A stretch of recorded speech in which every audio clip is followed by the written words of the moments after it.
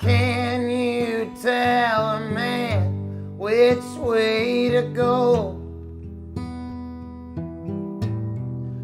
Though there's two lanes on the highway, they both run on the same road.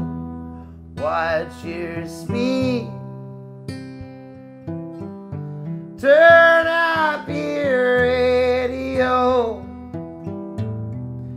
It's a long way running when you're running down your soul.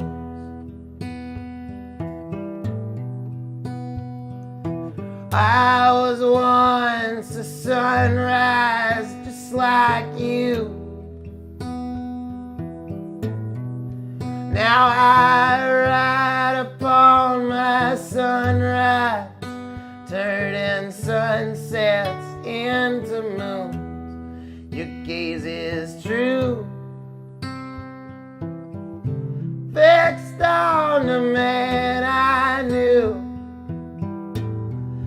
Well, I've been harder pressed before, but I'm just running down my fuse. And a man stands alone. A man stands alone in his mind. I'm no man. My face is young. I'll carve patterns in my creases till my wrinkles start to come.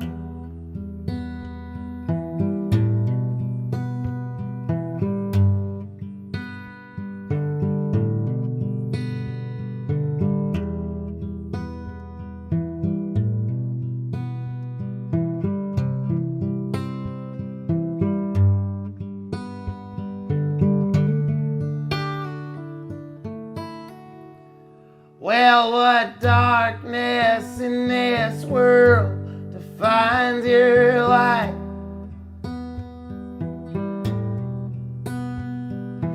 Who are you to shine in when my dark is burning bright? I see the shadows in every passing tide. It's the way that makes the break, but it's the break that gives it might. It's the way that makes the break, but it's the break that gives it might. And a man stands alone. A man stands alone in his mind. I'm no man.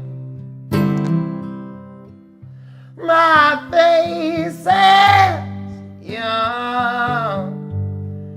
I'll carve patterns in my creases till my wrinkles start to come. I'll carve patterns in my creases till my wrinkles start to come. I'll carve patterns into my creases till my wrinkles start to run.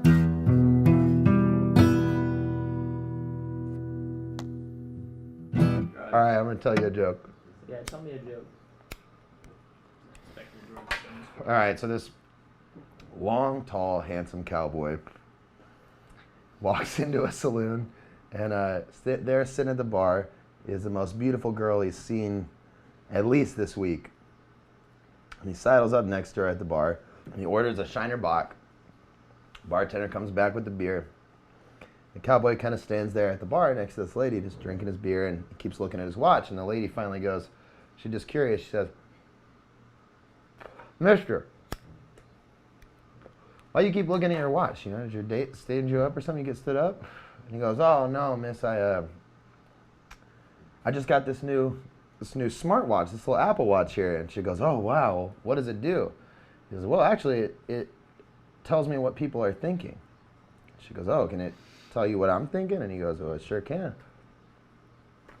And she says, "Well, what does it say that I'm thinking right now?" And he says, "Well, I don't mean to be rude, miss, but it says you're not wearing any panties." And she says, "Well, mister, I hate to burst your bubble, but I am actually wearing panties right now." He looks down at the watch and he smacks it a couple times and he says, "Oh shit, I'm sorry, it's running about 30 minutes fast." No one likes that joke. I've heard that one. I know. Fucker.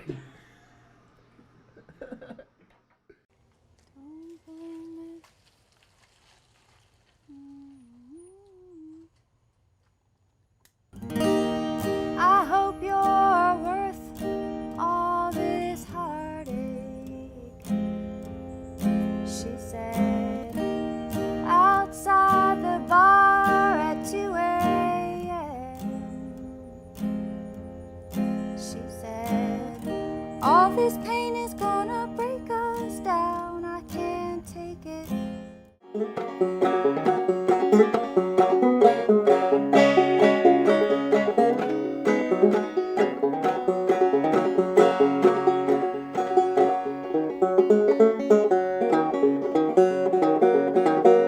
I think you're gonna drive me insane. Mama don't got your number, but I got your name, oh love.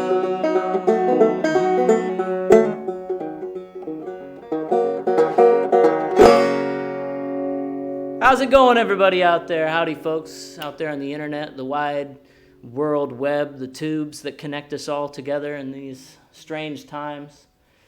It is me, your host and captain of the ship today, Anthony Simpkins, out here representing Gems on VHS.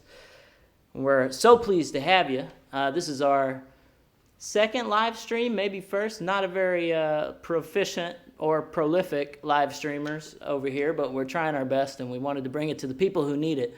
And so if you know somebody that needs a little music in their life today, please do just share the link, GemsOnVHS.com/live, or this YouTube link if you're here in the chat.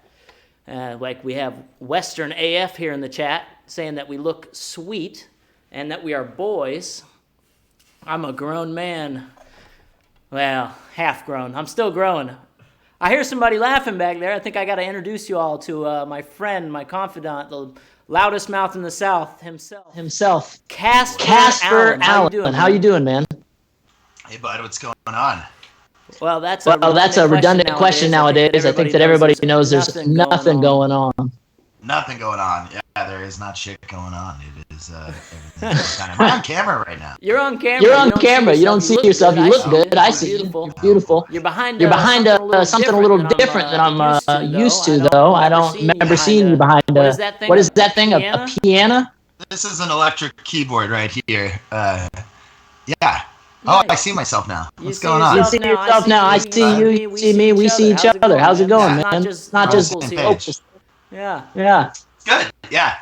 I'm behind a keyboard today. I've been trying some new things out, playing a little, working on some different stuff. So if you ever get on tour again, if that ever happens, are you telling me that you're going to be carrying that keyboard around with you? Are we about to see some Casper Allen keyboard on stage, Beethoven style? Not this particular keyboard. This is mostly me and Justin over here at Third Coast Studios. We've been working on putting the finishing touches, you could say, scratching and starting over on a lot of recordings, and we've been using this as a MIDI controller. I see what you're doing. Okay. Yeah, but we're using it tonight because it's convenient. I hope my dream would be to have enough money to take at least an upright on tour, but really, I want to go full Elton John someday and have the baby grand on the road, all white, of course. I think I lost you there. Are you there? Oh, did we lose contact here? Oh, it says working on. Well, I'll tell you guys what, No, one of the lag. hardest things you can do in this world is In this world is live live stream. Now I hear you. Yeah, I know. Yeah, All right, I well, know. why don't you All go ahead and right. Well, take why us don't you away go with ahead one and of your take us beautiful one of your songs, and we beautiful won't have to worry songs, and we about won't me have to coming worry in and out about me anymore. coming in and out anymore. All right then. I'm going to take these headphones off for just a moment, and this song is about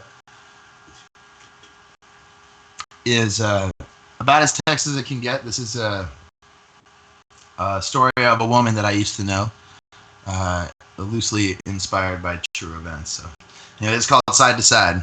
Shout out to UGK, RIP Pimp C. This song is owes a lot to them. Thank you.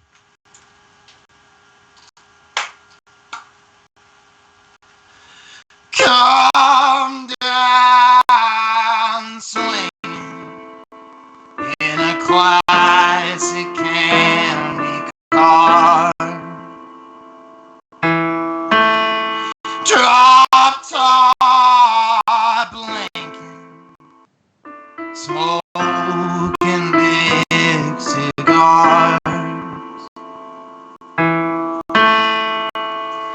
From the front to the back, side to side. Red lights blinking every time we ride at night. Autumn came down, pushing wood like a lumberjack, smoking good at the Thunderpack. I was gone, but I brought it back, brought it back.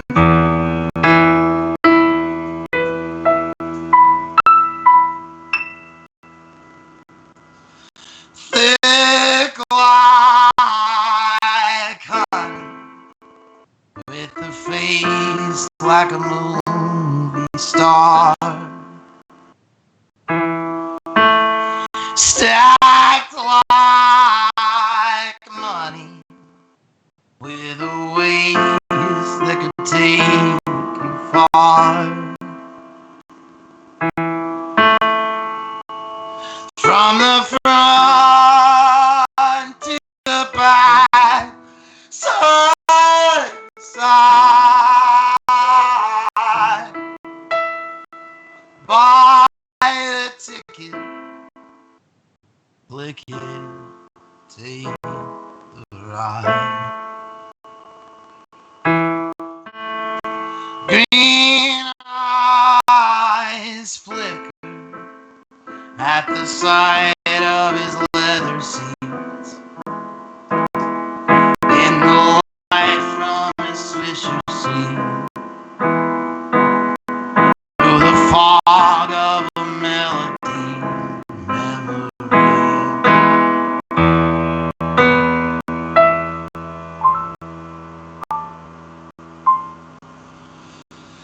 Come down, swinging in a classic candy car.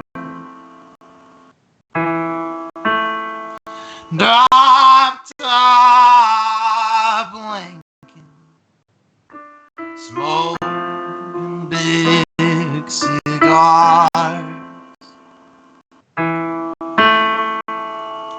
From the front to the back, side to side.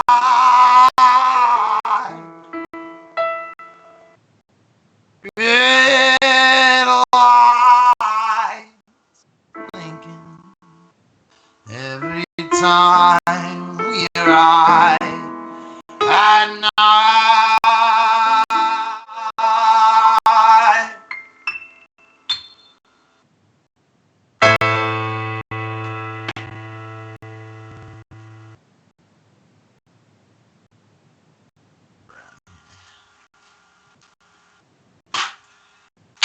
That was awesome, my friend.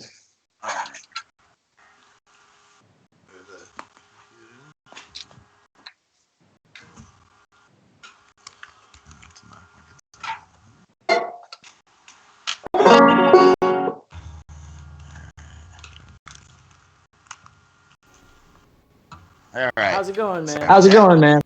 Good. How are you? I'm good. Again. I'm good. Say, Hey, I got a question for you from some of our friends out there that want to know. Shoot, some fan mail. Some fan mail, right? Live and in color from the internet here. Or hater mail. I get a lot of that. You get a lot of that? I get a lot of hate mail. Yeah, that's true. Huh. Well, the internet's full of it. You really can't help it, can you? Yeah. It's hard to ignore it. But, you do your best. Tell me a little bit about some of your travel. And you're a hard traveler. You've been here and there and all over the place. What was the Lost Dog Street Band tour like? That's good traveling. There's no hard traveling there. Life on the road is tough. Touring is tough. But at the end of every day, you get to feel grateful that you're doing something you love to do with your friends, with people that I love. I love being on the road with all those guys, and Matt Heckler too, and John O'Leroy. I've been on the road. I've been blessed, and Justin. I've been blessed to be on the road with a lot of good friends this year, and the last year or two. And it's tough, but that's easy traveling because at the end of the day, you got people coming to shows. They want to see you play. They're grateful for the art that you make, and you're with your friends, and it's just I am always filled with gratitude these days going on tour. So. Well, I got one that a lot of people probably don't know you've been on tour with. Tell me a little bit about your time on the road with Chris Acker. I know you guys got into some hijinks. Yeah, Chris and I used to travel together. He's a great dude, great songwriter. Back in the day, we used to be on the road together. He's got a great new record out. Got into some hijinks, so for sure. Hit me. Oh, we got a lag again. All right, I cannot hear you. I'll let you know when I can. Tell him he's muted. You are muted, Anthony. Hey, well, you can't win them all. Tell me a little bit about that. Tell me a little bit about that time you went out with Chris and you had the crazy hitchhiker story, though. Is that one appropriate for the web? I think I've told that story enough times. I think you can ask him if you want to hear that story.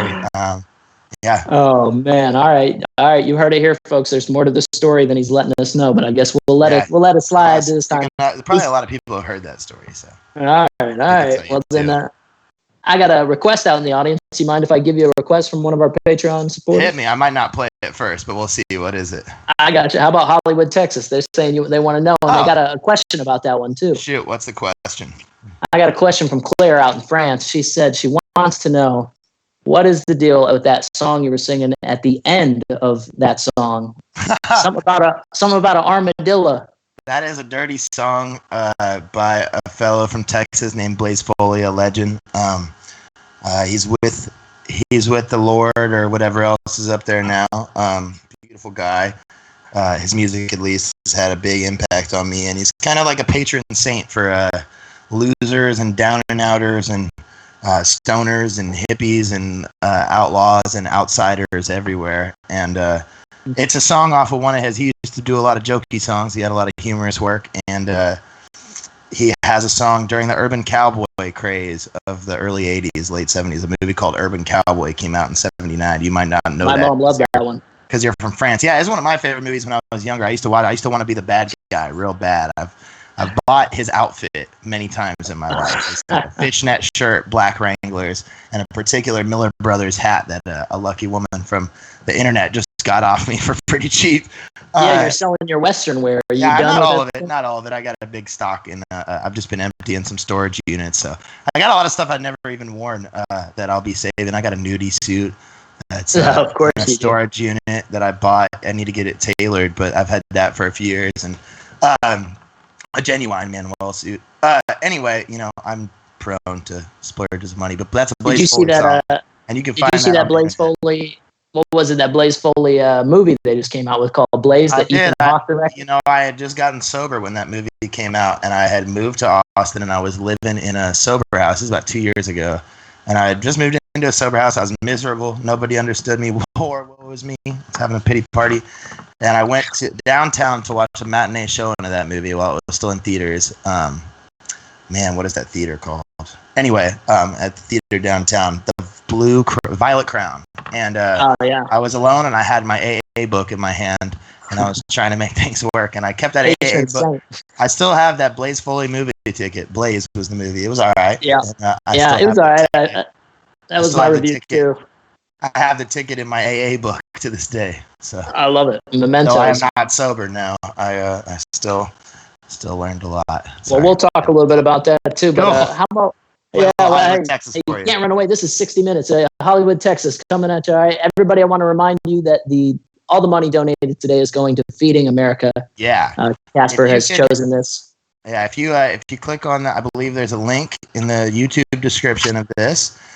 Or you can just type in feedingamerica.com. And I looked around for a charity that I wanted to support a little bit, and there's a lot of questionable things going on there in the world of charity, and this is one that I've seen directly impacting the community here in New Orleans, and I felt pretty good about that decision. So if you guys want to help support me, I've made enough money the last few weeks. I'm good, and you guys can throw some donations over to Feeding America because they need the help and they're struggling. Yeah, and it's not in the description, but you can our links are all in the description, and our links are all on the screen here in a second, and that will lead you to our pages, and we're going to give all the money we get tonight to Feeding America. So if you're feeling like donating, you click Feeding America on Google or anywhere else, you'll find it. Yeah, they're really easy to find. Badass organization. So here's is called Hollywood, Texas.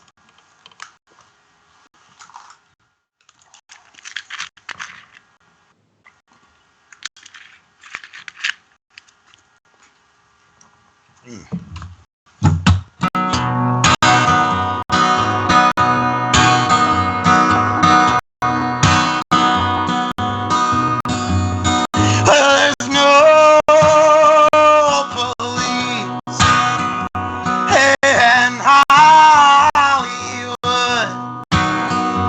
and all the streets are rotting wood.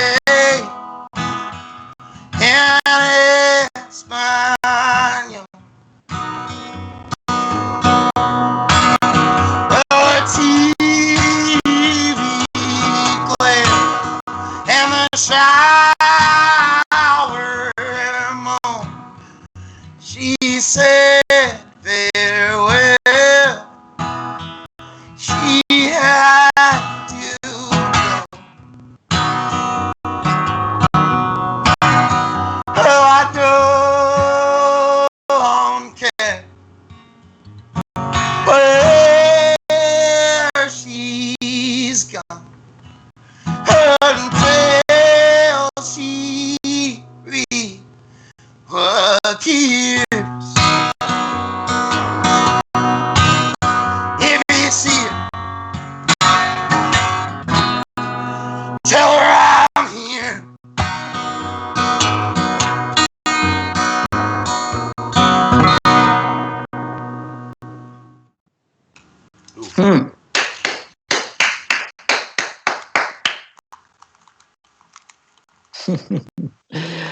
Man, lighten up the comments, lighten up the chat. People are loving it, man. Right on. You've got a very distinctive singing voice. I don't know if anybody's ever told you, if you've ever known. You have a growl. Nobody's ever told me that, man. That's crazy. Yeah, I know, right? Nobody's ever even. I thought I had the voice of an angel. I kind of see myself as like a silky soprano. Celine Dion, yeah, I hear you, but no, it sounds like you probably get the Tom Waits comparison all the time there. Well, I was raised up with some pretty proper singing technique and form when I was young. I was a church singer and sang in a lot of church capacity and played music a lot, but I took lessons sort of through church. You know, singing in church choir, you get a lot of one-on-one time with people who can really sing. And then I started smoking for a long time. I didn't take care of my voice very well. So now I kind of try to apply some of that technique with the limited capacity that I have. But hopefully it works. I love Tom Waits, and I love singers who just sound like themselves. Yeah, but Tom Waits quit smoking in 1980, and that's been a big inspiration to me. He met his wife, Kathleen Brennan, and he quit. He put down the cigarettes, and I'm hoping, I meet a woman who'll get me to stop smoking, or they're out there. I'll just something will happen, something will strike me, and I don't know. We'll see. Okay, well, I definitely can't guarantee that you'll quit smoking anytime soon, and I don't think you're going to guarantee that here either. Are you ready to do that? No commitment yet. All right. Well, I've tried a few times recently. But I was thinking maybe if I just smoked the blunts, I'd get the tobacco that I needed. Or if I smoked bliss. I've tried that a few times, but all that happened is I ended up smoking a lot more cigarettes and a lot more weed. So yeah, no, I don't think it's they go hand in hand. But tell me a little bit about when you did find your voice. When did you find your voice? When do you think you really found like, okay, I like to sing like this, and this is how I'm gonna do it? Well, my voice was already pretty gravelly by the time I was like homeless at 18, 17. I was already homeless busking. My voice was already pretty thrashed, but I was actively on opiates, which kind of gives your voice a low creak. So I was doing that already, but I was singing a lot more like Tom DeLonge or something, like a little bit whinier. Yeah. I was pretty young. It was a lot more punk influence.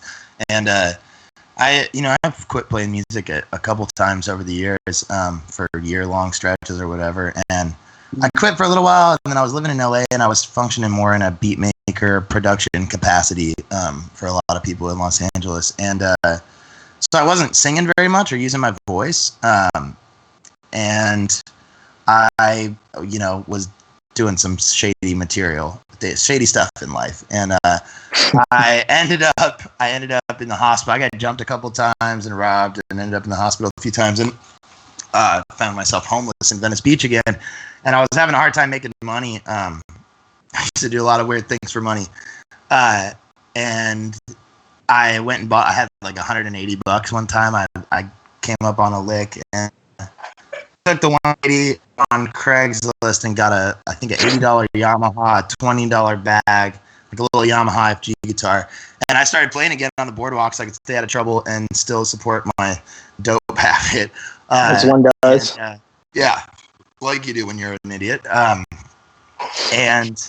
And I was playing that Yamaha, and so I think I bought a lot of strings at first, but I was singing again, and all of a sudden, I didn't really know what to play on the boardwalk to make money in Venice, so I kind of went for things that I thought were pretty California, and then I'd play some country covers from my childhood, like David Allan Coe and George Jones kind of stuff, and a lot of Bill Withers, a lot of Rolling Stones songs, some punk stuff. Police and Thieves by The Clash was a big one, but a lot of Tom Waits, and there's actually some videos on the internet, I think, of me in that time, but I was pretty broke, and I just started singing like that. I was drinking a lot of brandy, E&J. I think it had a big impact on it, cheap brandy, and and I was just singing until my voice was raw. And I'm pretty sure during that time period, I pretty irreparably damaged some vocal cords.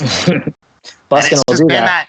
It's been that way since. I've kind of gone through different versions of it, and as I get older and smoke more, my voice drops a little bit every once in a while, and there's certain things I can't do anymore, and certain flavors that come into it just from You're going to be going an octave lower every 10 years. I think I might end up like William Shatner, real low. Have you ever listened to William Shatner's music, Anthony? I haven't listened to his music. I know about his illustrious film career. You got to check out his music. He's done these music passion projects. He's collaborated with everyone from Henry Rollins to RuPaul, and he does a lot of covers. He has a great version of Stairway to Heaven and a lot of Leonard Cohen stuff, but it's done in almost spoken word Shatner style. So he's kind of like, he's like, and I hope you stay forever young. It's really good. That sounds good. I like that. Yeah. Talking about voices, talking about unique ones, talking about Tom Waits. We had a request from Corbin Gallagher to hear "Down in the Hole." I don't know if you got that one in your.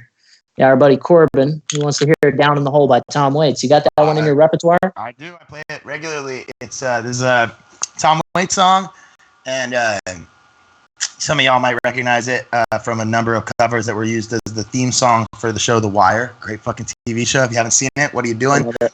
You need to watch The Wire and The Sopranos now. You got nothing but time. All right.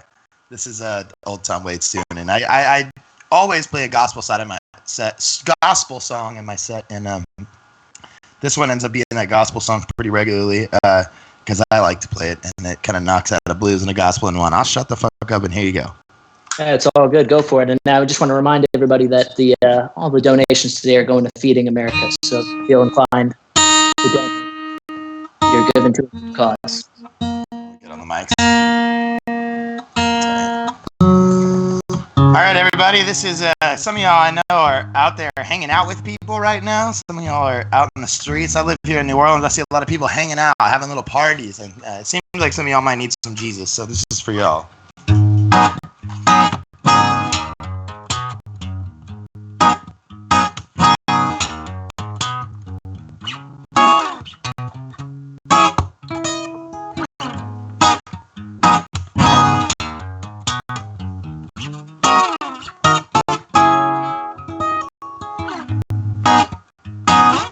Well, when you walk through the garden, you better watch your back. Well, now I beg your pardon. Walk the straight and narrow track. Now, if you walk with Jesus, He is gonna save your soul. You just gotta help me keep the devil way down in the hole.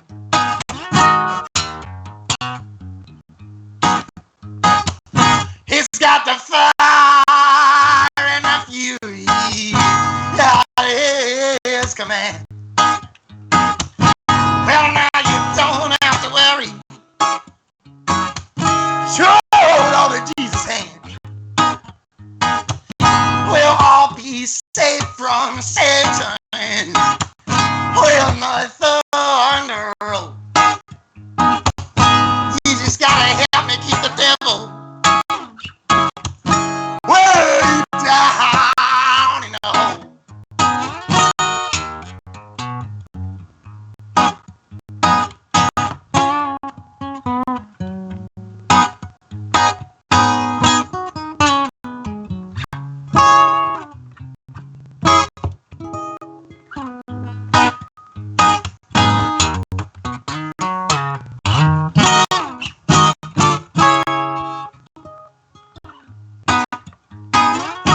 Now all the angels sing by Jesus' mighty soul. Well, now they shield you with their wings. Keep you close to the Lord. Don't pay no heed to temptation, for His hands are so cold. You just gotta help me keep the devil way down in the hole.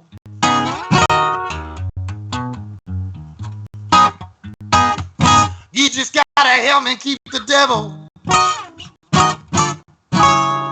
way down in the hole.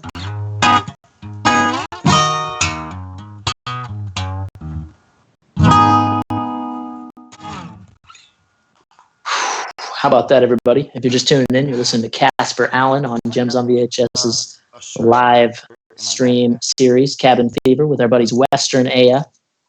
And yeah, that was a Tom Waits cover that he just played, courtesy of a request from our Patreon subscribers. Thank you, guys. Casper, that was great. Can you just actually bring the whole bag in? Ooh, the whole bag. Bag of what? I think I need to put my hair up. I'm sweating like a mother. Oh, man, well, you look good. We're looking at you, and you look Gotta beautiful. wipe my face off a little bit. Oh. We got an off-camera bag being transferred in. We don't know what is in this We got bag. it there. It's just I'm looking for a hair tie. Oh, okay, I got you. Stuff happens. Stuff happens. I got Man. for every occasion. I got I'm wiping my face. Casper Allen, let me ask you. Can I ask you a personal question? Yeah, shoot. What's going on? Something kind of controversial. Is it? Hell yeah. What do you think of Elvis Presley? Elvis Presley. I'm a big Elvis fan. I know you are. So here's the deal. When I was a kid, Elvis is the first music I fell in love with ever. Thank you so much. Sorry, Justin just turned a fan on and I'm loving it. When I was a kid, Elvis, actually, that's the first album. Elvis and James Taylor is the first thing I can remember really falling in love with as far as music goes, and then the Beatles. But Elvis was like my shit, dude. My papa loved Elvis, so I heard a lot of the different eras of Elvis really young, but especially on compilations. So I was in love. And that really got me started, like, being obsessed with music and trying to play music. I wanted to be Elvis. I was dressing up as Elvis when I was like 6, 7, and running around, looking in the mirror and doing the Elvis moves. And then when I was like probably 12 or 11, my uncle gave me 2 Public Enemy records. One of them was a greatest single. It was called like Greatest Misses or something. It was like all kinds of like weird B-side Public Enemy stuff and all the singles. And It Takes a Nation of Millions to Hold Us Back. And I think later I got Fear of a Black Planet by Public Enemy. And Chuck D has this thing where like a lot of the time he just like talks about white icons being like bullshit. So he like hates John Wayne, and he's like, John Wayne was a racist. He's like, and fucking Elvis, and he hates Elvis because of what Elvis represents, which is like the record industry fucking over a lot of black artists, which is a bummer. But Elvis himself was kind of just like, as I got older now, I learned a lot more about him and gotten a lot into the music, and read the biographies. Careless Love is a fucking incredible one. And I'm a huge fucking Elvis nut, especially I've gotten more into the 69 stuff all the way to his death. Oh, God. I love his I love Fat Elvis. I love his ballads. God. He's pretty You're much a real sad. fan. He's like the most sad person I think to ever record music. He's deeply, deeply sad, and the only time he really feels alive is when he sings. And a lot of big artists are like that, I think. But all of Elvis's, cultural appropriation marketing issues aside, just the sheer weight. He was truly a genuine lover of that music. Oh, and I'm sure he is. And we're talking about the marketing end of it. We're talking about the record. The Colonel is an evil man. The Colonel was an evil man that ran Elvis' career. No matter what you think about Elvis, just the sheer weight of his stardom, just the sheer, we're talking about a country that at that time, somebody like Elvis, it's not like today where you have the internet and makes everybody famous for 15 minutes. This man was king of the world. I mean, he was the first celebrity like that. I think Frank Sinatra had experienced a version of that. But Elvis, what happened with Sinatra, I'm a big history nerd. What happened with Sinatra is when World War II happened, Sinatra ducked the draft, and it was leaked to the press, and it was controversial. And so what happened is all these soldiers were in all over the world fighting a war, and Sinatra had ducked out of it. And so they would use Sinatra photos as target practice. He was hated by the entire male population in the United States because he was back home in their head sleeping with their wives and wooing their women. He was still selling out concerts. So what happened is when Elvis got drafted, he came up for the draft in the 50s at the height of his fame. And at that time, Elvis was evil. He was shaking his hips and people hated him. He was like a sign of the devil. Rock and roll was horrible. Yeah. And what happened is Elvis's manager, the Colonel, said, we could pay all this money to get you out of this and you're going to be hated. and you're gonna phase out with rock and roll, and you're gonna become a thing of the past, or we can set it up so you can go to the military and you won't really have to do anything. You'll have to go during the daytime, and you can have your own mansion off-site in Germany, and we'll leave you alone, but it'll look like you're doing your job for your country. And so Elvis went, and when he came back, he was beloved by the American people.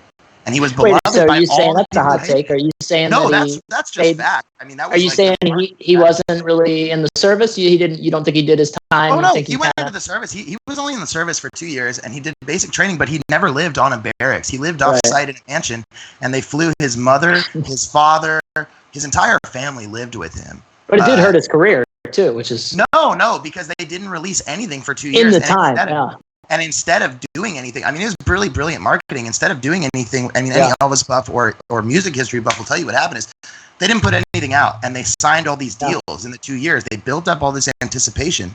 There was no music. It's not like now when someone goes to prison and they have albums the whole time they're locked They're up. still releasing albums from their iPhone. Or when they're dead, you know. And Elvis didn't release anything, and he got a lot of good press photos. And so back in America, people were going, "Look at that boy! He's doing his service to the country." Right. And in reality, he was on the actual military base for like 3 or 4 hours a day, and he would march to lunch and get the photos. But it was great for the military too. It was great for the military, and he would go back to his mansion, and he would fuck whatever girls he wanted to fuck, and he would do whatever he wanted. He didn't really serve the way that most people serve, and he couldn't have because he was so famous. Right, it wouldn't work. You Yeah, got people all trying to talk to you in the middle of the trenches. They did try Hey to Elvis, is that you? in training, and people tried to use him for stuff, and actually they wouldn't let the military use any photos of him, which is crazy. But yeah, he built a huge following at that time, and he came back, and his music suffered for about 10 years. He just did movies when he got back, and it's a really sad part of his life because he never liked doing movies. Man, And, I could talk all day about Elvis. I could too. Hot take here. Do you have any Elvis songs that you know? I bet you don't, though. You know, I know how to play a lot of them. I'm putting you on the spot. That's like campfire stuff for me, and I'll do karaoke to Elvis. But in my opinion, the greats like Townes and Elvis, unless I really feel like playing a song, and I feel like Dylan songs are written to be covered. I like to leave the things that are really tender to my heart, like Elvis. I like to leave those for tender moments in my life. Like if I'm going to play a Townes song, it's going to be a heavy one, and it's going to be me and my friends and an intimate situation. I have a hard time doing that stuff for my own personal gain, I guess. I don't know.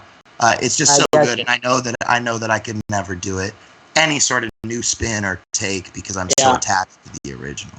But well, you ain't nothing but a hound dog isn't going to be here tonight. You heard it, folks. Just remind you if you're listening. You gotta go listen to Elvis from Memphis. Those two Memphis records are some of the best R&B rock and roll records ever made. What's the name of the record? Only the strong survive. Oh, he's giving us this right here. Here we go. Elvis at Memphis. You do got it. You can do this a cappella with your eyes closed. I remember. No, I'm not gonna do it. All right, take off let's headphones. I'll play you something else. He's gonna play us something else, everybody. It's Casper Allen here on Gems of VHS Livestream. Thank you for sticking through the technical difficulties. Thank you for listening to us talk about nonsense. No, they love it. History, education is what it's all about. Everybody needs to know their history. I believe in that strongly. I know you do too. We got more we can talk about. We'll get back to the music, and everybody. You're listening to Casper Allen. We're doing a live stream here. Share it with your friends. Share it with somebody that you think could use it. Share it with.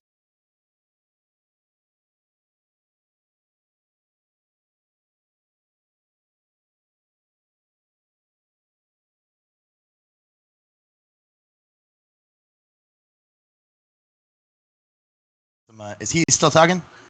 Okay. No, I shut up. Don't worry. All right. Since we're talking about, I'll play y'all an original instead. Never mind. Since y'all are watching on these little tiny screens, I'll play a little ballad for you about cell phones because I'd imagine a lot of y'all are watching on cell phones. Hopefully, I'm correct in assuming that. Anyway, this is called Little Screens.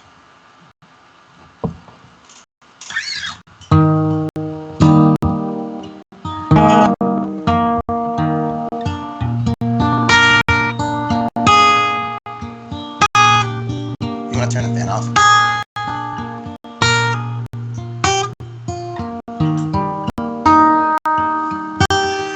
We've got these little screens that keep us out of touch. Well, you're sitting right here, but I can't get close enough. You've got me checking my connection.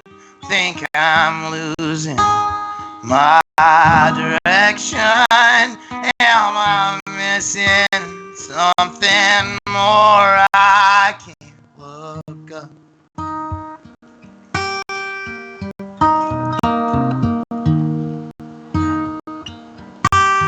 We've got our moments, but between them nothing clicks.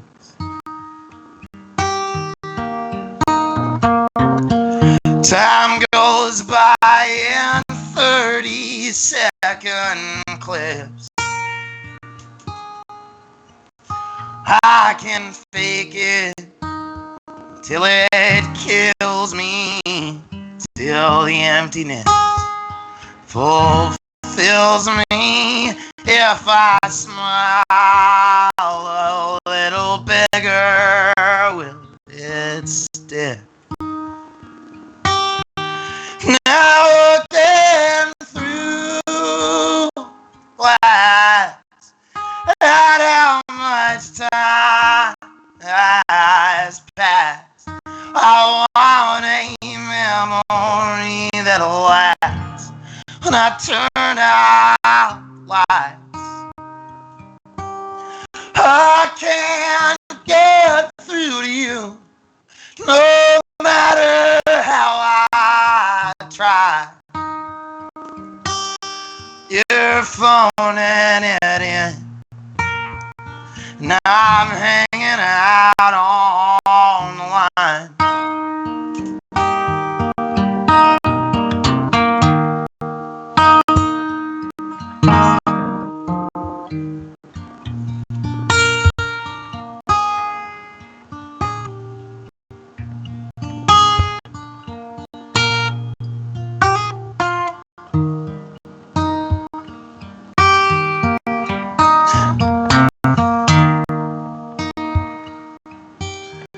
We've got our moments, but between them nothing clicks. Time goes by in 30-second clips.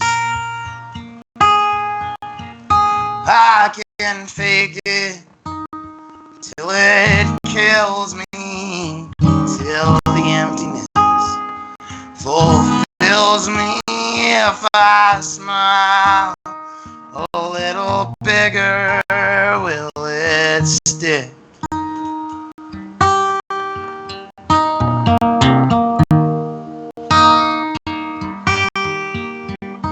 Well, you swear you just can't stand to be alone. But I know that other side you never show. Well, I see things that they don't see, but you hardly ever talk to me. You just stare into that ultraviolet glow. Now looking through glass at how much time has passed. I want a memory that'll last. When I turn out lights, I can't get through to you, no matter how I try. You're phoning it in, and I'm hanging out on the line. Your phone had it in, and I'm hanging out on the line. We've got these little screens that keep us out of. Yeah, that was it. You guys heard it here. Round of applause going out in the silent chat. That was Little Screens, if I'm not mistaken, and that was actually requested by Tim Dugan. Oh, type. Yeah. The greatest performance of it there. We're making it. I think the world disagrees, Casper, but we'll let you. One sec. I'm gonna put my hair up. Do your thing. Put your hair up. Put your slippers on. Do your nails. Whatever you want to do, man. This is Homecast. If you're just now tuning in, this is Casper Allen on the Gems of VHS live stream. Yeah. Live stream. We got technical difficulties here and there, but I think we're doing all right, guys. What do you think? I think we're going to do more of these in the future. So do let us know in the comments if you think we're doing a good job. Any requests? You have any questions? Any weird things you want to say? We're working through them, baby. This is it. This is live. We're doing live. Damn it! No, you guys know him. That's a Bill O'Reilly quote for you there. Anyway. Much better cause than Bill O'Reilly is Feeding America. Any donations going to our stream here tonight is going to be going to Feeding America. So feel free to drop a donate in the links there. And that was Little Screens. Little Screens. Tell me a little bit about writing that song, Casper. I know it's kind of got that contemporary twist to it where it's a song that sounds like it could be about any decade, but it's so obviously contemporary. Well, there's a few things that came together. First of all, my little brother Noah, he's probably not watching. I can't imagine that he would be. Come on, Noah. He doesn't care. He's busy doing in finals week right now. He's in school now, but yeah, he and I have been having this conversation for a long time about why it is in rap music, because we're both big rap fans. Why, like, Young Thug can mention a new cell phone, or somebody can mention technological developments that are not timeless in a song and it works. But if somebody who is singing country or folk or any guitar driven music talks about modern technology, especially digital things, it's just gross to me.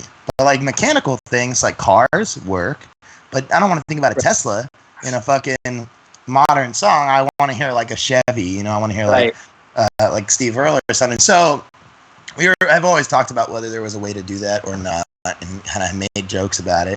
And then I was on tour with Matt Heckler, my good friend, and I kind of had the melody floating around a little bit for that song. But on that tour, it was me, Matt Heckler, and our good friend Patty. They might be watching. I love both of them. Shout out Matt Heckler.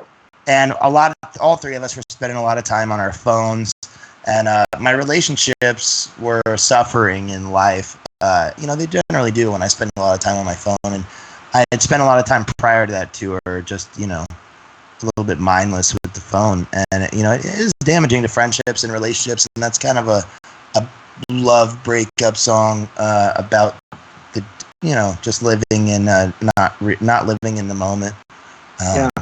Yeah, and heavily Elvis inspired. So it does sound kind of Elvis. It's actually it's actually not taken, but the melody came to me, not stolen. The melody started as a riff on me trying to cover a song called "True Love Travels on a Gravel Road." True Love by Elvis. It's on that '69 record. It's not the same, but it started as me trying to sing that song and doing it badly, and coming up with a new melody. So on the subject of writing contemporary things into country and folk music, I often find that I'm drawn to that aspect when people are able to put that in so masterfully.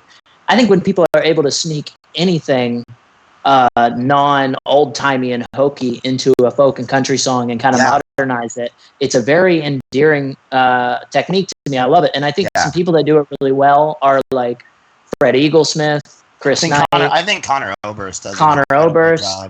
Josh O'Keefe, my buddy, and Hayden. See, I don't know. Hayden does that as well. Hill Country Devil. Well, you got to hear. I think the person that I think does it that I know on a personal level. Morgan Wade does a really good job of it. Yeah, and Arlo McKinley does a really good job of incorporating just things that feel like they're not throwback or anything. They're just, he's in the moment writing. You're in the moment. You're modern, contemporary. Yeah, and it's timeless at the same time. That's the biggest. And I'd love to get your thoughts on this. That's the difficulty in songwriting, is making something that doesn't sound hokey, like perfect examples, the Lumineers or like Mumford and Sons or the Dead South. I don't want to talk badly about anyone. I know, no, but it's just good genres of music. I'm not a hater of these. Yeah, absolutely. People. It doesn't. I'm all for it, and that's great music. I think Florida Georgia Line. If you like Florida Georgia Line, go for it. I'm not that person. I will kind of not, be into that. I would talk badly about Florida Georgia Line, but I will say that like artists like the Lumineers and Mumford and Sons, as whatever hokey as they may be, a lot of them give jobs to younger musicians. Okay, slow down. Slow down, hero. And they bring a lot of attention. They open people's ears up to new sounds that. Well, we're talking about songwriting. And I think that they open people up to listening to lyrics and songs. No, I don't think there's anything. We're using hokey in the wrong way. You gotta stop that. I just wanted to trap you into dissing. Yeah, no, you did. No, listen. I'll tell you what. I'm not against any kind of hokey songwriting. When we say hokey, I just mean the way that they write songs. I should have worn shorts. It's heating up in here. It's heating up in here. Listen, all I mean is it's so hard to make a contemporary song and make it timeless at the same time and bring it into a genre, especially like you said, like folk music or country. In hip hop, it's allowed. Absolutely. If they started talking about tractors and shit in a Young Thug song, you'd be like, what the fuck are they talking about? It would seem hokey. I think the pace of hip hop is very quick, and artists get timeless songs intermittently, but artists make a lot more music. So yeah, true too. There's a lot of different purpose for a lot of rap music in my life, even that I would, there are songs from 2014 now that take me exactly to that time. They're not timeless. They take me to 2014. Wrist, Look at Wrist by Father, Key, and McConan will take me to that summer immediately. But it's, they mention a lot of things that wouldn't make sense in 10 years and wouldn't have made sense 10 years ago. You're like, what the fuck is this? Right. But I think that it's very rare. Jillian Welch does it really well too, where she writes a song like "Give It Away for Free" about Napster and about so beautifully translated. She disguises it in a beautiful way, and to where disguises it. That's it. They make it timeless while it's about something contemporary, and that is so hard. Mine disguises it as well, and I announce it by saying it's about cell phones, which is maybe not to my benefit. Well, you said little screens, and that I think that was kind of a good way to allude to it. I think that was like, what kind of, we don't know what we're talking about when we know, but we don't know. You're not saying my Samsung cell phone, like that would be a bad lyric in a song, right? But it's okay to say little screen. Yeah, it works a little bit better. It took me a long time to write that. I was on tour just sitting in Airbnbs, like scratching away at it because I had a lot of different versions of it that were a little bit too direct to the modern time frame. It took me a lot of editing to get that down to words that are, there's a word click in there that is kind of alluding to it. There's a couple of times where it alludes to it that isn't little screens, but thank you. I worked hard on it. That is I can tell that you did, and that's why I brought it up. I guess the second question about that would be, do you normally write like that? Do you normally write with heavy editing, or do you write your songs in a way that's like it just kind of comes to you, or how new is this approach to you? All of them are really different. Every song I write is pretty unique. I try to make sure that I'm open to like just following whatever idea I'm having and trying new things, because even if like the song I'm writing doesn't work out and no one ever hears it except for whatever girl or whatever dude or whatever like person that's around me, I spend a lot of time like working on them. Like Side to Side took a weird path where it was like me just kind of coming up with the melody in the car. I was listening to a lot of UGK and just kind of was writing the lyrics one by one as I was doing deliveries. And then I was doing it a cappella for a long time, and I kind of imagined over the course of 3 months of performing it, imagined it having a piano line, and then I started working on changed the song in general. Like there's certain things that changed and tonal things, and then lyrics get moved around. I think that they usually take many forms. I think anyone who's been watching my music for a while has seen songs pop up under different titles actually over the course of years. Like people know some people know Hollywood, Texas as a completely different song, like different melody, similar lyrics. It's missing a verse. But that song was around in a totally different format in like 2014 or something like that, and has changed over. I think most of my stuff changes with performance, and that's why I'm trying to get this record out, because I want to have definitive versions of a lot of music that I've been playing for a while, mixed with the legend straight. Yeah, just have versions of the songs that I'm very proud of, and this is how I envisioned it, or how I envision it currently. So it'll be. I'm excited about that. There's a lot. Well, I'm glad that we got to get out the Gems on VHS Casper Allen Rough Cuts Volume 1. I'm excited about that. Those are some definitive versions of some interesting takes of some of the songs. Yeah, and I think most of those songs, with the exception of Little Screens, won't be on a future release. So that's pretty much the closest to what you're going to get, and I probably won't play them super often. You and I wanted to document them, and people ask for some of the songs in particular, like Bullet in My 45. I heard you playing a lot of those songs on tour, solo acoustic, and I think people are loving the intimacy of your performances. Yeah, I enjoy being able to like hang out with my audience while I'm on stage and feed off of each other's energy. You know, like we talked about, touring can be a drag, and that's a really fun thing. Is at night being able to, you know, you have 2 hours, you got to play, and you spend about an hour talking to people and meeting fans, and so I get to kind of see. And lately, I've just stripped a lot of things away. I've been trying to just be myself, as in every way that possibly, you know, that can apply to my everyday life. Unapologetically himself. You guys are listening for Alan. I'm just trying to be really representative and not sell people a weird like bill of goods. I don't want to feel like marketed or like it's planned. I just kind of like want to be. I want to be able to wear what I wear, and you know, if I decide to be like Beck and make like a Mexican inspired rap album in a few years, maybe I want to do that. I don't know. Maybe you heard it here first, but I would like to have it. I would like to have an open enough audience that understands that, you know, I might not be in a cowboy hat when you see me, and I might not be in a New Era hat when you see me. It just might be whatever you get that fucking day, because they're all parts of what makes me write these songs. So.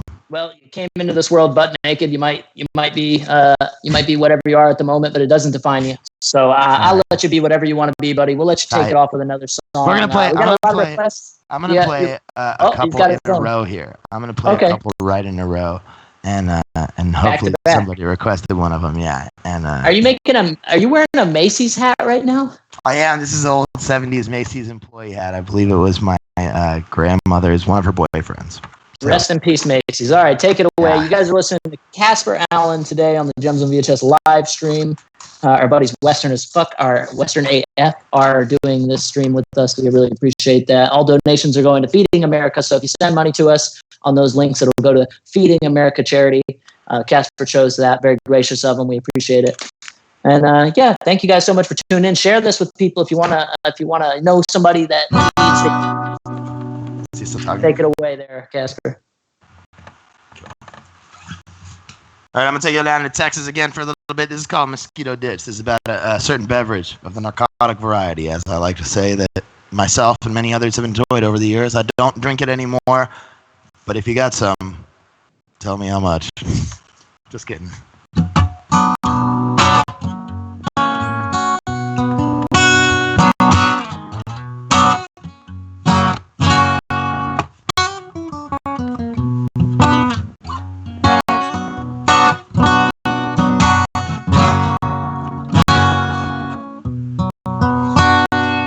There's a hole in my pocket where the daytime goes.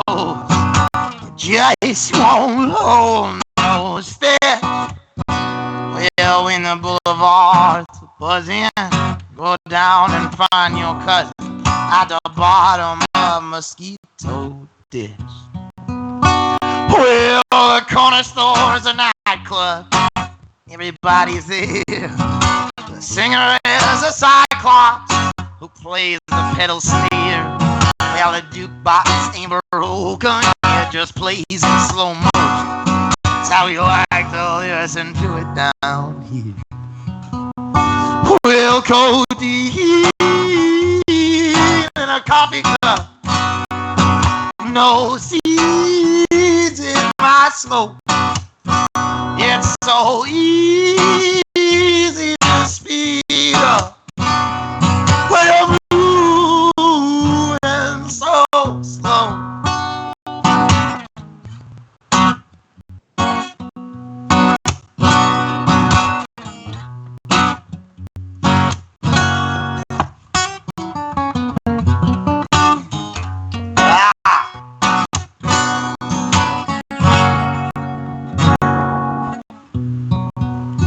Well, now I went down to Sharpstown, and I swore I'd seen the light. They got some women down there with expensive hair who can show you around all night. Well, codeine in a coffee cup. No seeds in my smoke. It's so easy to speed up. I'm moving so slow.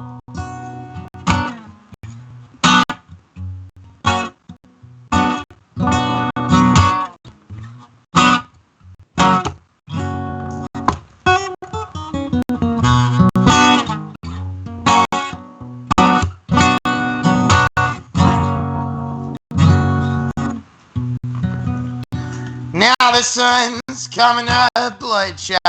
Now I'm bumming a smoke. Everybody on this corner is either busted or broke. Well, the rate's too expensive at this mothball motel, so we're sleeping in the parking lot with the doors locked. Well, codeine, oh, in a coffee cup. No seeds in my smoke. It's so easy to speed up. I'm moving so slow.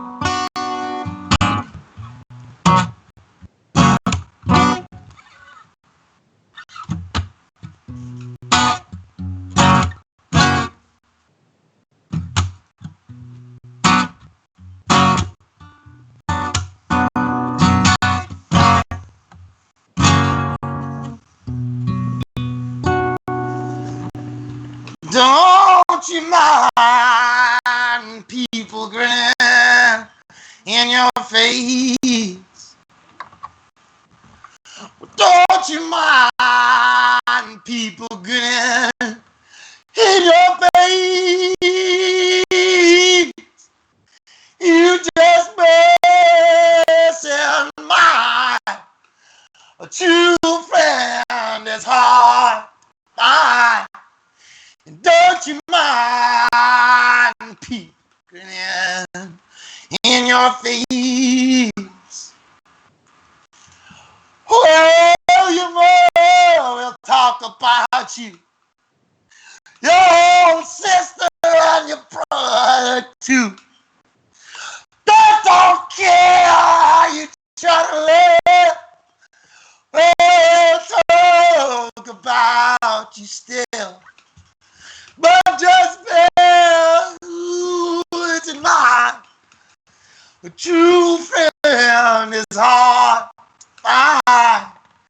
And don't you mind people grinning in your face?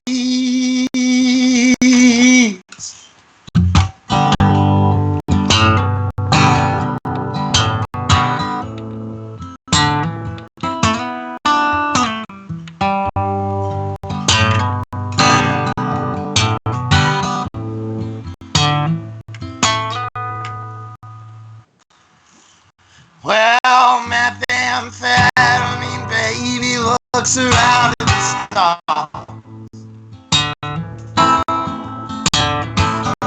beaming out in every direction, standing over the bar. He doesn't know which one's which, lost track of keeping up with the shit. She don't talk to no one, she don't have to. Kept on getting the craziest looks in the hall. Everybody's talking about her, saying nothing at all. They just wanna watch her bleed. She's freaking out in front of the scene. She's learning not to cry unless she has to. But when there's nobody around, she always stands out in the crowd. No one cares if she is dirty now. She doesn't know how to keep it together when she's falling down.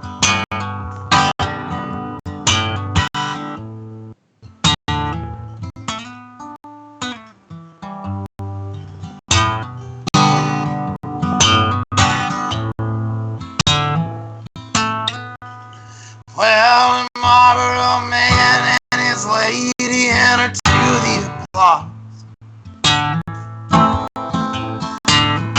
No one really cares, they just stand and remark. She's so mysterious, serious. Doesn't know the answer you can't ask. Hard to go back to his straight face, now he's a clown. Doesn't know which way he is up unless he's coming down. Doesn't know who he is.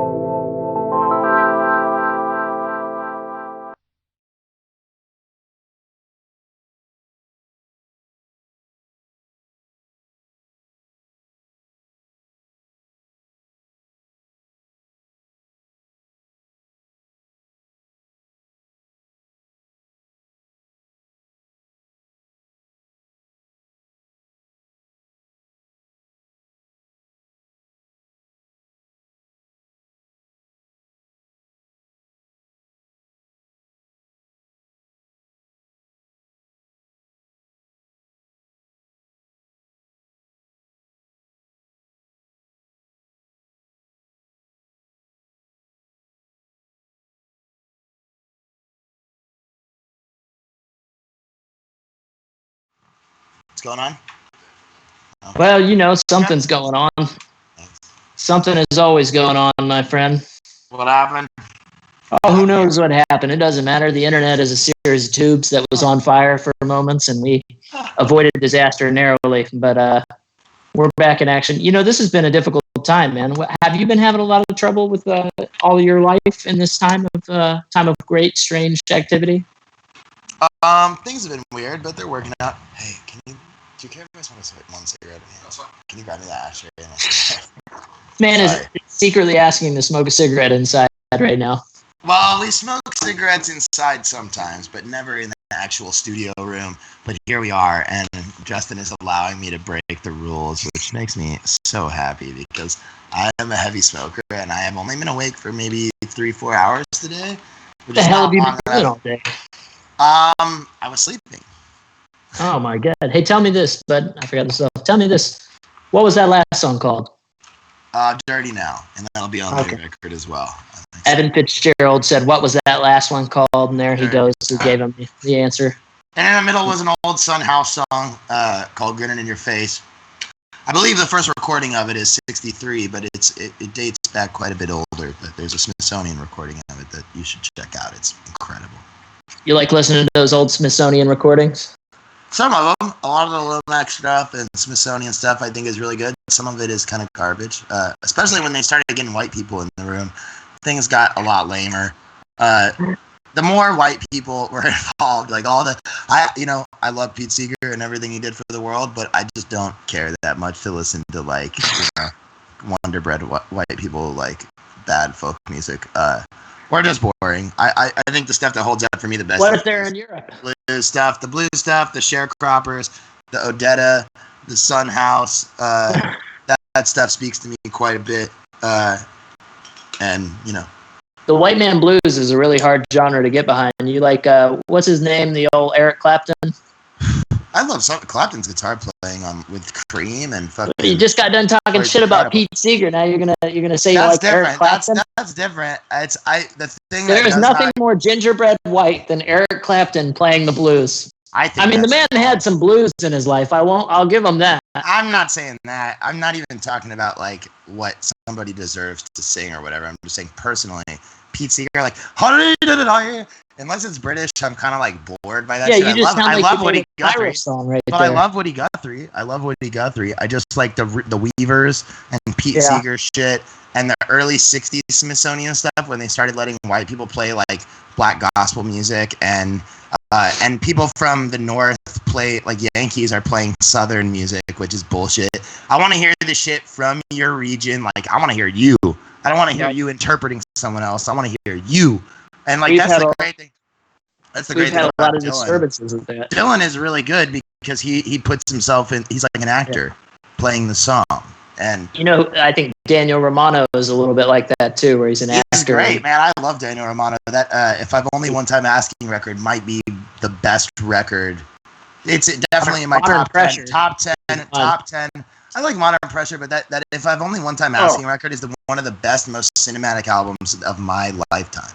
Like that record really. If you're going through a breakup, listen to If I've Only One Time Asking by Daniel Romano, and you will sob. In your car, everywhere. It's all amazing. Rustin Kelly's Dying Star, I also really look up to those two records for a lot of influence. Dying Star by Rustin Kelly, which is probably only about 2 years old. That one really affected me too. But yeah, Daniel Romano's great.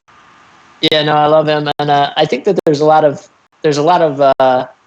people tended to focus on the southern USA for folk music for a long time. I think that a lot of people kind of erased folk music from any other area of the country / world. When we think of folk music, it kind of got appropriated as all southern.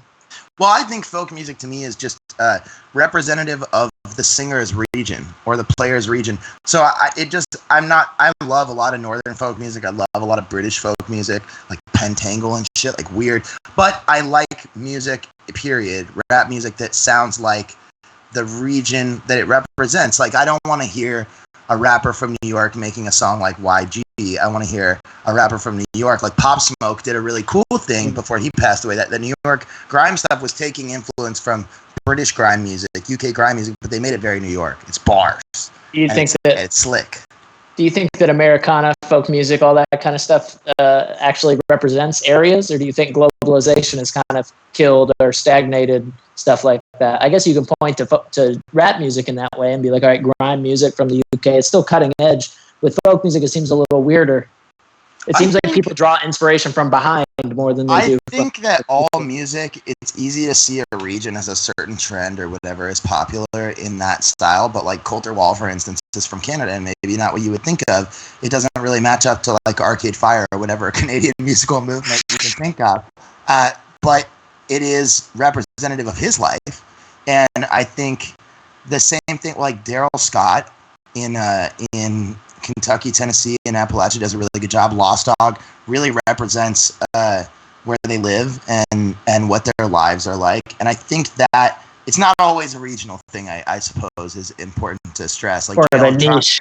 Yeah, Jay Electronica in the rap vein just recently released a great record that doesn't really follow trends of the South where he's from or New York where he was rapping a lot. It's kind of just, it's representative of him. Yeah, it seems like we're losing regional representation. We're more looking at like cultural niches rather than where you're from. I think the regional stuff comes in the dialect and the slang, like for Kentucky music or. Okay, that's true. You can't hide that. I think and I think even like in rap, like if you're listening to Florida rappers, you hear certain words that are popular, or Chicago drill music has particular phrases like tuka. You're not going to hear a rapper from LA using the phrase tuka because it's particular to Chicago. And I think that's the same way those old Smithsonian recordings work, where you hear the Carter family using verbiage or phrasing that is unique to their region, as opposed to when you hear, and I love derivative music. Like, I love that Dylan uses the Appalachian stuff, but he mixes it in with his own New York life, and he uses the, I love just being able to decode music, I guess, is what I mean. Yeah, well, what do you think are some artists that are doing weird things with regional and language and stuff, representation? Like, I think of Pokey Lafarge when I think of that. A guy that, is playing folk music. He's playing that kind of like old time kind of. He does it with a Midwestern swing. Yeah, I mean, he takes a lot of inspiration from all over the place, but he definitely represents a wider range of influences than I think most folk Americana acts tend to do. Most Americana acts, they say y'all. That's just the blanket. Well, folk Americana acts, I think Gillian Welch and David Rawlings are kind of the epitome of what you can do to bring in things from other places. But Matt Heckler does a really great job to me of drawing stuff from different reference points that are important to him, that are genuine to him. But they've culminated. I don't know anyone that plays music like he does. I don't know what genre to put him in. And I think he does a good job. Stuff. Yeah, in rap, I think O3 Greedo is extremely regional to LA and is about the most LA artist you can get ever. I mean, his music is great, and Draco the Ruler, they're great to decode. I just love music that I can decode, and I think there's a lot of. I love being in Texas, and I take it for granted sometimes, but I think Croy and the Boys does a really good job of capturing his, Corey Baum's experience, the singer from Croy and the Boys. He had a really good record last year that, it's gotten. I've seen it get a lot of different tags, but to me, he's a dude from the Midwest who has listened to country music, I think, his whole life, and has been fascinated by it. But his experience as a human being is that he's a Midwestern dude who moved to Austin, and Austin kind of blew up in the midst of him living there, and he made a record called Howdy High Rise with this band that's about gentrification, and it touches on a lot of themes that people in Austin experience on a pretty regular basis, and in the last few years, the last decade. And he's talking about that as, with a little bit of tongue in cheek, because he's not from Texas, he's not from Austin, but at the same time, he's witnessing and experiencing, and I guess, in a corny way, providing his testimony, I guess. And I love that record because it so captures him, what I know of him. Yeah. But it doesn't, it sounds like a country record. But and Vincent Neil Emerson did a great job of that too, capturing North and East Texas twang and sound and the influences on his record, Fried Chicken and Evil Women. I love that record too. Yeah, there's a lot of people that do a lot of regional stuff. And there's also a lot of people that break those boundaries down. Like, I would never identify Billie Eilish with the region, but I can't help but think that her music... Right, where is she from, right? She's all the way from, like, Australia. I think she's from California, actually. Isn't she Australian? No. No, that's Lorde. Oh, yeah, that's right. Justin is in the background going, that's Lorde, dude. I know. It's interesting, too, but no. I need to get my pop music straight. Yeah, damn. She's the one that's got the brother Phineas. I know this stuff. Yeah, Come on, I know about I'm music. deeply fascinated by their creation together. I love. Yeah, they're interesting. Well, I'll tell you what. How about it looks like you're done with your cigarette and your little Dixie cup. I am. Your Dixie bowl. We got some requests in the audience. I don't know if you want to do paper ships. Yes, I will give you guys a little paper ships. This is all right. A friend of mine who passed away a few years ago who actually did not like Lord a lot. That's bizarre. What a coincidence. So in your memory. I remember traveling with him when that song Royals by Lord came out. And we were in California, and he hated that song. And I was like, I got to close up. Lord is from New Zealand. We just got it. Oh my New God. Zealand. That was going to be bad. They were going to roast us. I don't want to piss off the Lord Hive. We were going to be on Jimmy Fallon tomorrow getting talk shit to. All right. This is paper. All right. If you guys just tuned in, you're listening to Casper Allen here on Gems on VHS. We're definitely, bear with us on the stream and shit. We're doing it, and it's looking like it's working out now. So if it has any technical difficulties, just keep rolling. We'll see what happens. All the money's going to Feeding America today if you donate, so feel free to do any of those links on the screen. Casper's going to take us away. Good to go. This is from my buddy JR. Y'all make a donation in the app to Feeding America. I hope y'all enjoy.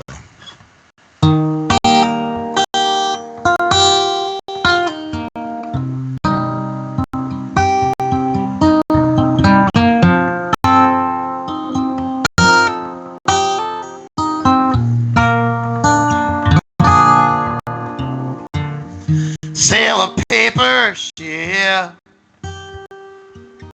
across the old canal. Watch it tread the water with a headline on its back. It started out so straight and clear, but it did not make it far. Filled up quick, took a nasty dip, and then it fell apart. And it's so long, old friend. Wish I could have been the one to straighten out your bend. And it's no use, man. Old news. Bitter tears mark the years between us and the end.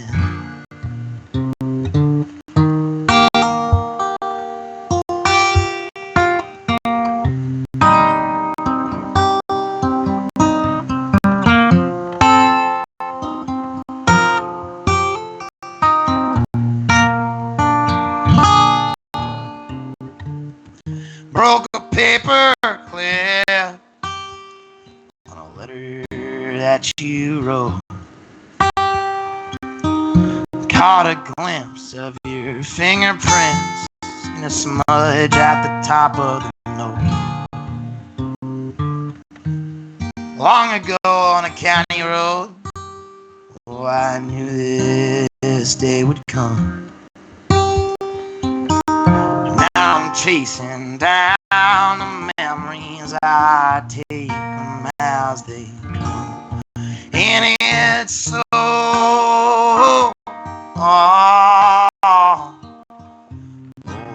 old friend. You thread a needle through your arm, trying to stitch it back together again. And it's no use, man. Old news. Bitter tears mark the years between us and the end. Elevator trips, LA County sun.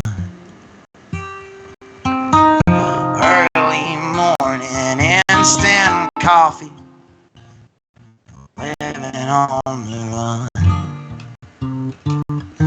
Full freight train fiddles, oh, talking on the phone,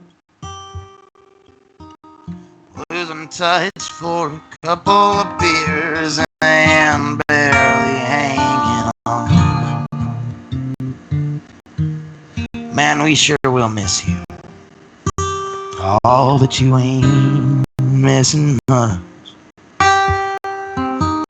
People tell new doors open each time the old ones shut.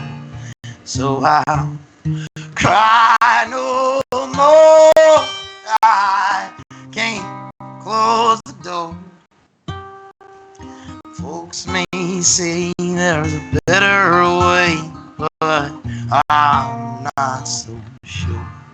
And it's so hard.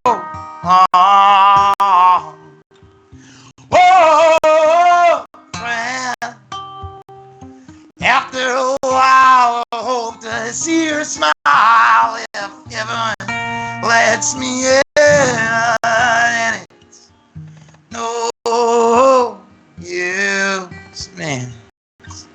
Oh, you bitter tears mark the years between us in the air. Bitter tears for fallen peers who won't be seen again.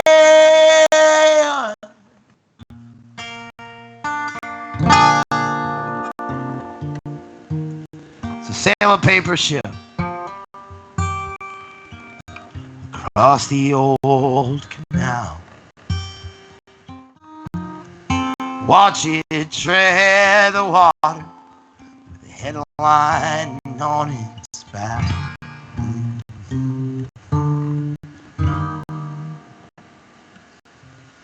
All right, I'm gonna use the restroom real quick, and Justin's gonna come up, and Anthony's gonna ask Justin a couple questions about the new record. All right, everybody. You heard it there. Casper Allen is going to go drain the dragon. He's going to.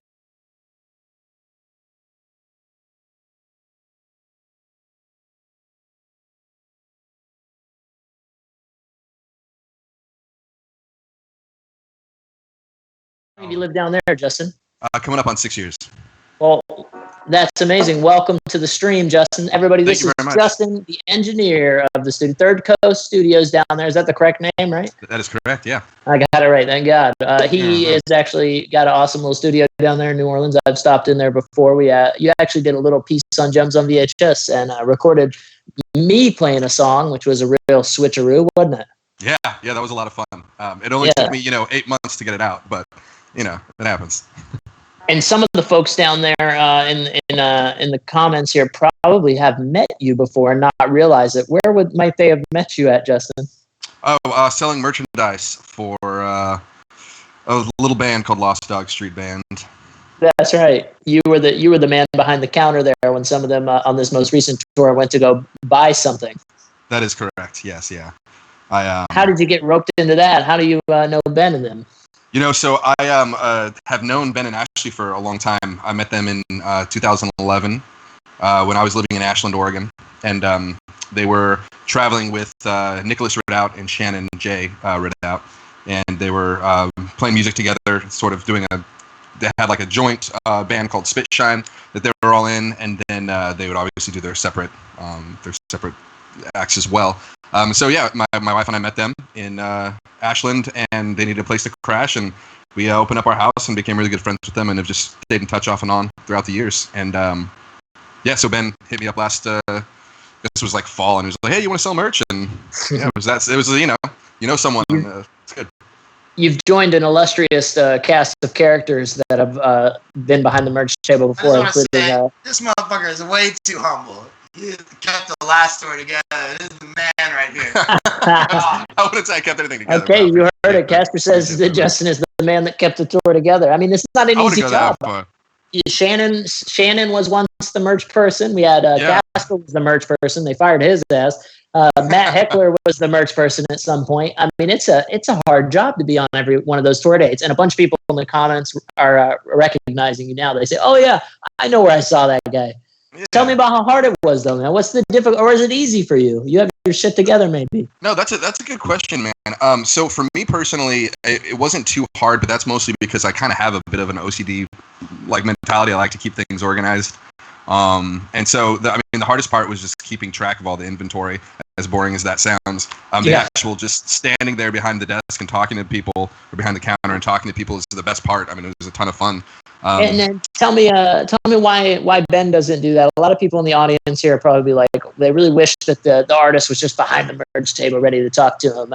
There's a reason, though, that they don't do that. What's it like when before a show when Ben tries to go into the bar area? Oh, I mean, he gets swarmed. It's kind of unreal. I mean, you know, having known Ben for such a long time, where we would just like walk into, you know, a bar together and shoot the shit with people, and then getting to the point where he can't walk into a crowd without being completely bombarded by folks. It's a pretty surreal thing to see happen. Right. But yeah, also there's a lot of emotional, you know, I mean, I can't speak for him, but just things based on what I've heard him say, you know, there's a lot of emotional energy that goes into putting on a show the way that they do. And so they're not trying to, or at least Ben specifically, spend all their energy outside of he's spent all of his energy by the time the set's done, you know, so. Yeah, no, it's an exhausting thing. I don't think people know how much work it is to pour your soul out on stage and say all these things and have everybody screaming the words back at you and trying to do a good job for that. It's a difficult thing to do.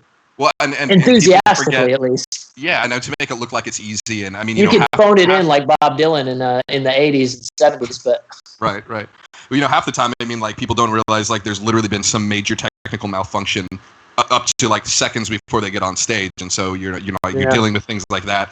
Not to mention the drain of just being on the road. You know, you get up, you drive, you know, anywhere from 3 to 5 hours a day, set up immediately, play a show, go to bed, wake up, and do it again, and you do that for 4 weeks. It's a lot.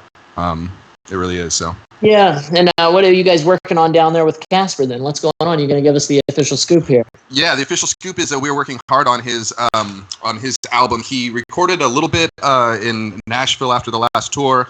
Kind of decided he wanted to rework some songs, and so you know, we're stuck in place here, and we decided that we would be quarantine buddies and not touch other people, and you know, we would only go to our respective homes. And so so we've been getting together and working on that, and it's coming along really well. We've got some really sexy takes, some fun stuff we're working on. I think we're still aiming for release by the end of May, right? Is the goal? Last Friday in May. Well, that's a good way to. Weeks left of work. Yeah. I think we'll have it wrapped up. We'll see. Yeah, we're hoping to have the album wrapped in 2 weeks, and then hopefully the end of May, last Friday in May. So. Well, that's a good way to do a quarantine. I mean, you know, you ain't got nothing else to do. Why not just quarantine in the studio? And it seems like you guys got the plan, huh?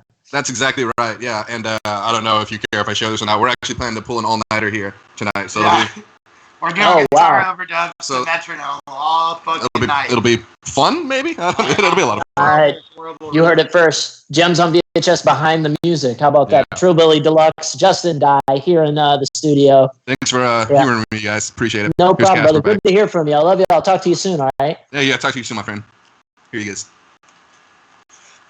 Put this on this shirtless man. He's gotten naked. I guess it's hot in the studio. If you guys just tuned in, this is Casper Allen on Gems on VHS live stream here. We're just talking. We're playing music. We're having a good time for you at home. If you like this, go ahead and share it with everybody. Let everybody know. If you know somebody that needs to be cheered up by a little bit of sad music, if there is such a thing, then you know, bring it on. Share it to them. Help us out. Get the music out there. Help them out. How's it going, man? You feeling good? You took your shirt off? You feeling all right? Yeah, it's hot. It's hot in here. I hear that. Hey, we were just talking about with Justin. We were talking about Lost Dog Street Band and that whole tour. How about I got a question for you? What do you think? You down to answer a question or two? Hit me. Okay, so I heard a story about Benjamin Todd's neck tattoos, and I heard a story about a man who claimed to be the artist of those tattoos. And how you guys met him out in California or something. So first, I met a dude who claimed to have done the tattoos that did not do Ben's neck tattoos. You just gave away the punchline. I'm getting No. I just have to clarify from the beginning because one of them might be watching. The dude who actually did them. So this dude in California is like, "Hey man, you gotta let me fucking meet them or whatever." He's like, "I know them. I know them. I did Ben's neck. I did his numbers. I did Ben's numbers. This is at a show out there where you're doing merch. He walks up to the merch table. This was last summer. And he claims to have done Ben's neck tattoos. And I'm like, all right, dude. And, people say some crazy shit. And you knew you were supposed to meet the guy who did the neck tattoos soon, right? And I knew I was supposed to meet him soon. I knew he was going to be there on that tour. But I thought for some reason in my head, I'm like, I don't think it's this city. So I think we were in California when this dude said that. So I go back and tell Ben and Ashley that at some point, and I don't remember exactly what happened, but they were very certain it was not that dude. So that dude turned out to not be the dude. So then a few days later, like in Nebraska, actually, I want to say that the dude who actually does them is a fucking awesome guy. I want to say he lives in Kansas or Nebraska, but I could. Oh, we'll get the chat fact check. I believe it was in Lincoln, Nebraska. I'm gonna go out on a limb there and say I'm pretty sure it was Lincoln. Anyway, because I can remember being downtown with him. So at that show, we're playing at actually it's Lawrence, Kansas, and it's at the Empty Bottle or something like that is the name of it. Legendary venue. I'm pretty sure that's the name of it. Hey, Justin, you want to watch that ashtray? I think it's about to. No house fire in here. Come on, guys. Yeah, no fire. Anyway, and this dude comes up to me at the merch table and he's like, "Hey, I did Benjamin Todd's neck tattoos." And I was like, "Yeah, I heard this one before, buddy." And I was a fucking asshole to this guy. I was such a fucking prick. I was just like, knife in my back pocket, like, "Come on, bro, back the fuck up from the merch table." And I was like, "Sure." You thought it was another faker. Sure, you did his neck tattoos. And after the show, we get back to the Airbnb, and the dude who I was a fucking asshole to is chilling at our Airbnb. And I'm like, "Oh fuck, this is actually the dude." So. He ended up being a really cool guy. Man, I'm struggling to remember his name. He was such a nice guy. The venue was Bottleneck. They just fact checked us in the chat there. You can always rely on the chat. The Bottleneck fact checked us? No, Callie Brown did. Oh, got it. Were you there? Oh, tight. So did the person who claimed to do the neck tattoos in the first time there, the fake person, did they make it backstage or did you stop them beforehand?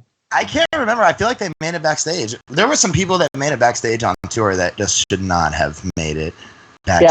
Yeah, what's that? Not on me. Usually on venue security. No digs to any of our favorite venues. We love you. What are some of the tours like then when you're out there with Ben and Ashley? I know they got some mega fans who try and like break into the back and stuff. But tell me a little bit about that experience. I don't know if I want to speak all the way on that, but I would say that there are definitely some freaky fans of any time people are public figures and they have a real weird cult following, which Ben has certainly cultivated by being himself and Ashley as well. I think anytime that happens, there's some weird, weird people that want to get close to you. And definitely on Lost Dog Tour, that's the thing. They have a very intense. And I would just say to everyone watching, most musicians are pretty normal people. Most of us value our privacy, and we love to be. I think everyone loves to be friendly with people, and I love to have interaction with fans. But when you start getting mobbed, or people start expecting that it's the time, no matter what, for you to take a photo with them. Some days I want to crawl over and die. On one of those tours, I found out that a good friend of mine passed away. Yeah. And I didn't want to talk to anybody. And you never know. And it's the same thing with a fan. If somebody catches me on the sidewalk outside the venue or earlier in the day, then I don't know that they're not having the worst fucking day. And that it's like when I see people say, "Oh, I met Justin Timberlake and he was a complete asshole. I hate that guy." You never know. And I've met people and I've called people assholes and I've thought people were assholes, and I found out later something else was going on, and there's a lot of times where they really were just fucking assholes. But I would say, give everybody a little bit of patience, and don't go into places where you're not supposed to be in general in life. If you don't belong in a neighborhood, stay the fuck out of that neighborhood. If you don't belong in a bar, stay out of the fucking bar. If you don't belong backstage, stay at the bar. You heard it first, folks. We got wise words from our man Casper Allen. Little Casper, Maine. Trillbilly Deluxe here in the studio. Taking off. We're actually 287, baby. Highway 287. We're playing strip comment. You leave a comment what you want them to take off, and they'll take it off piece by piece. Oh boy, I am legitimately just burning up. What are you gonna play us next, there, Casper? Since we're talking about Trillbilly Deluxe 287, you know what I'm saying? Clothing line on the way. LOL. 287 is the highway where the town where my family is from is located, and this is a song called 287. I don't play this one very often, so hopefully I'll make it through this all right. But this is about West Texas. This is a blues song. Shout out to Stevie Ray Vaughan. Heavy influence on my guitar playing as a child. I love it. Everybody, you're listening to Casper Allen. If you just tuned in, go ahead and smash that like button and share this if you like the music, and we'll let them take it away. Appreciate y'all. GemsOnVHS as soon as fuck.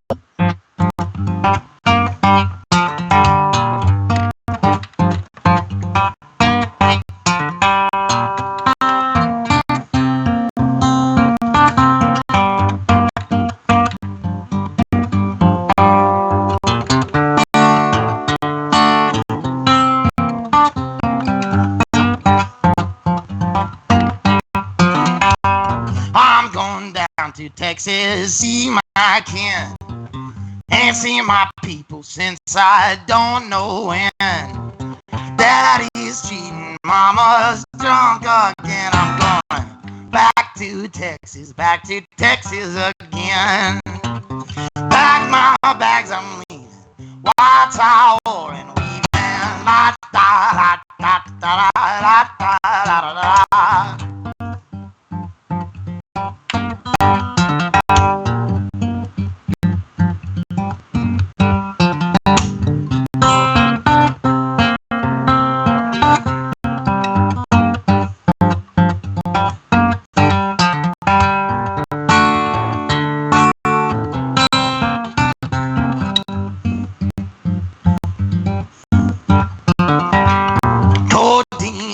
Swisher, slow my roll. Police want my picture all night, boy. Swerving highway demon, burn that road. Amarillo dreaming, headed home to come carry rising on that red horizon. Da da da da da da da da da da.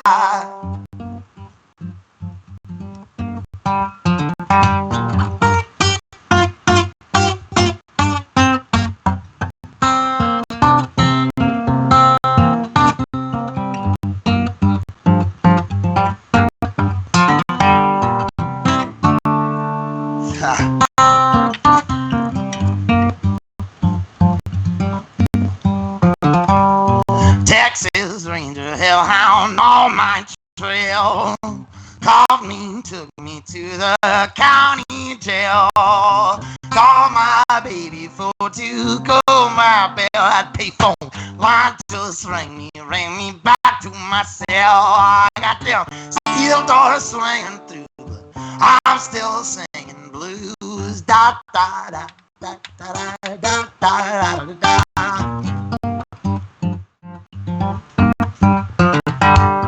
I'm going down to Texas, see my kin, and see my people since I don't know when. Daddy's cheating, mama's drunk again. I'm going back to Texas again. I got them da da da da da da da da da da da da da da da. Sloppy. Oh well. You heard it there, folks. We got Casper Allen. If you just tuned in, Casper, tell me what song that was. That was funky. That was an original song. Heavy Stevie Wonder influence. But that's called Heavy 287. Stevie Wonder. I don't know if that'll. I think that people who got that little $50 pack, that's definitely in there. But I don't know if that'll make it onto an official release. There's a weird drum and bass inspired, Stevie Wonder inspired, Neil Young guitar inspired version of it that is out there. But what's some funky stuff that people can look up in that and that'll if they like that song. Like you're talking about Stevie Wonder. I feel like a lot of people don't have that kind of 70s or vibe for any of this stuff. They don't know about it. The funk music. Stevie Wonder is. I mean, if you're not into Stevie, everybody's passingly into Stevie. I suggest you get deeply into Stevie. I think everything from 68 to Secret Life of Plants, which I believe is 78 or 79, all incredible. Like probably the best streak other than it's probably tied with the Beatles and the Stones for the best streak in history, and Mixtape Wayne. I would say those are the best streaks to me. But yeah, that streak of records is incredible. But Kev Mo is fucking awesome as well. More in the acoustic vein. Taj Mahal. I'm a big Taj Mahal fan. He's got like a funky blues thing going on. Lightning Hopkins is a lot slower, but I mean, that riff is real heavy Lightning influences, the way that he plays between the E and the G a lot. So yeah, let me tell you something, Casper. We got live updates here. You ready for this? Hit me. Earlier, somebody must have. We had a little conversation going between me and you about contemporary songwriting, right? You know, we were talking about people that put contemporary subjects into their old-time sounding songs, right? Yes, sir. You might remember that I listed off a couple of artists that I thought did a really good job of that. You know, I said Fred Eaglesmith, I said Chris Knight, I said the Hill Country Devil, I said Josh O'Keefe. You remember that? Yeah. Well, we're about to start this beef, baby, because somebody messaged Josh and said that you had some shit to talk, man. He said that to Josh O'Keefe, man, you don't think his songs are contemporary? We're starting this Vlad TV Gems on VHS edition. That's what I'm saying. I have nothing negative to say about Josh O'Keefe. I have you heard brothers. My brother's overseas. We'll clear that up right now. We squashed it. All right. And also, I just want to say, for future reference, just because I don't listen to somebody, just because I don't actively bump something, doesn't mean I don't support it. And honestly, if I did say something to you about anybody, I'm sure I didn't say anything about Josh O'Keefe. I'm certain. Okay. But if I did say something about a musical artist that I was not into at the time, I would say, just for my own self-defense, my opinion on music changes at a daily rate. Yeah, we all know that you're trash with your ear, so nobody's sure all the haters already.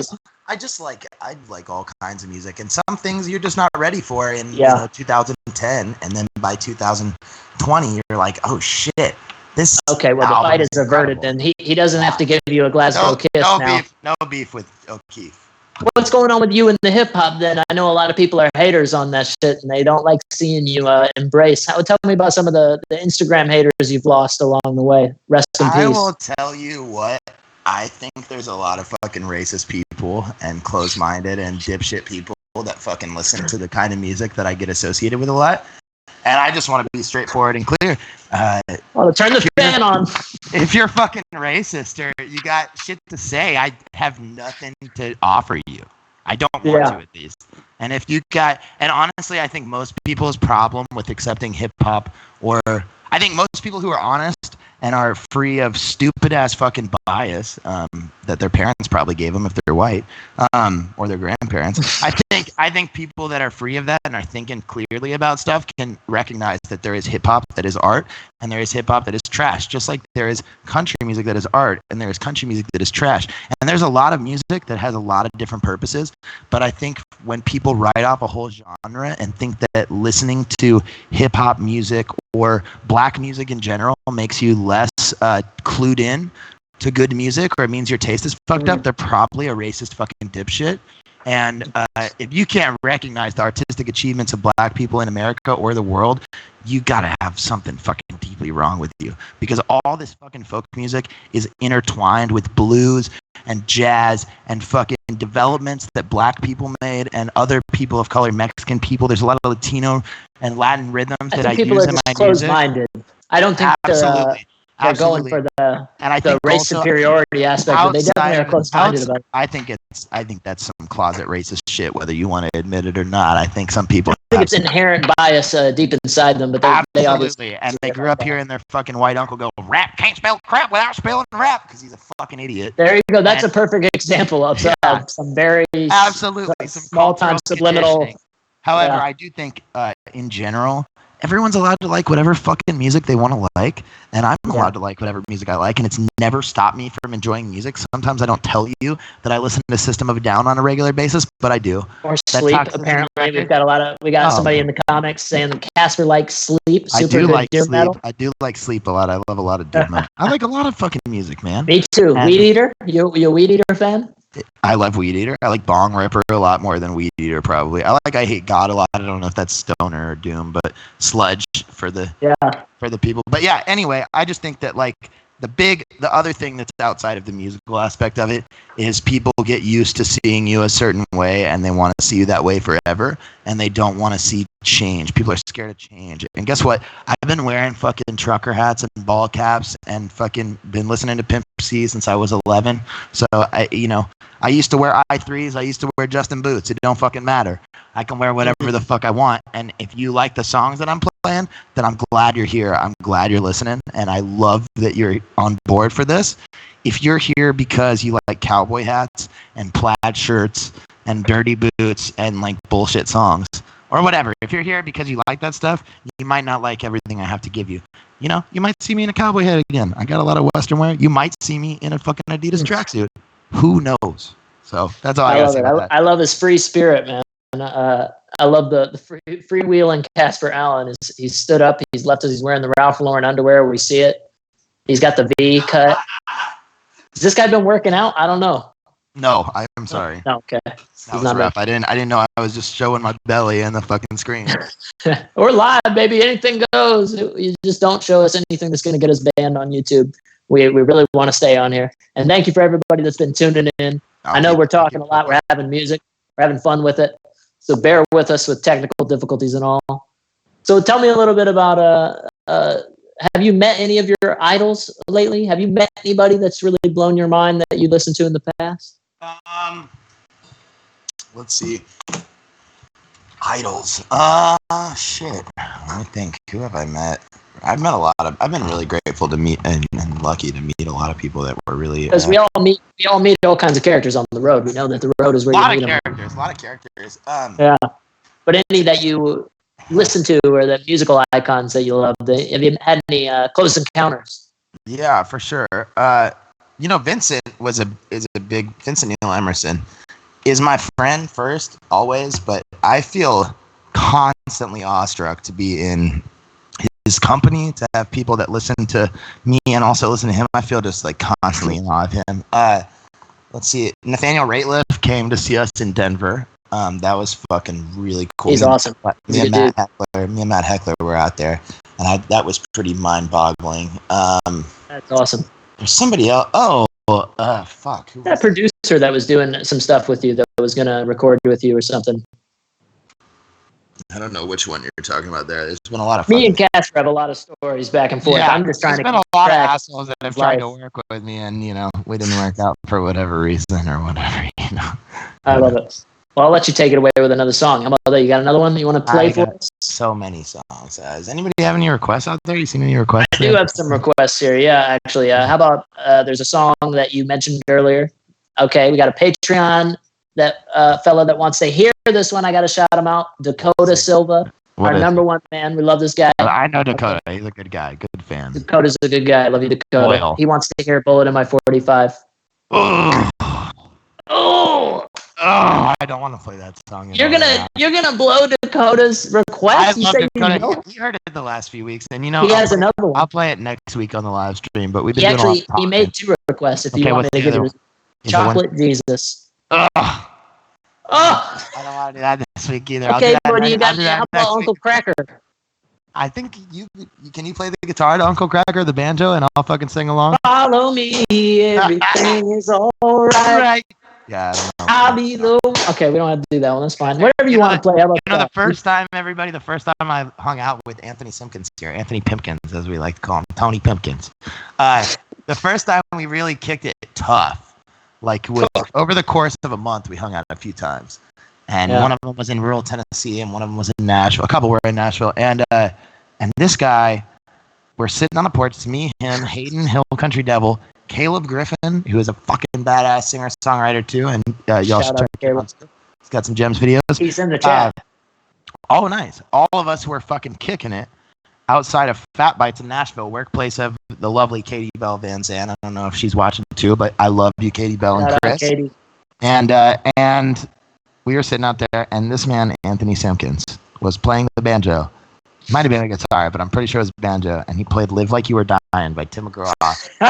and I sang along because I knew that I love that song. It's my karaoke jam. And shout out Goa at fucking Fran's East Side. That's my karaoke jam. And Caleb was like, I kind of know this song from like Grey's Anatomy or something.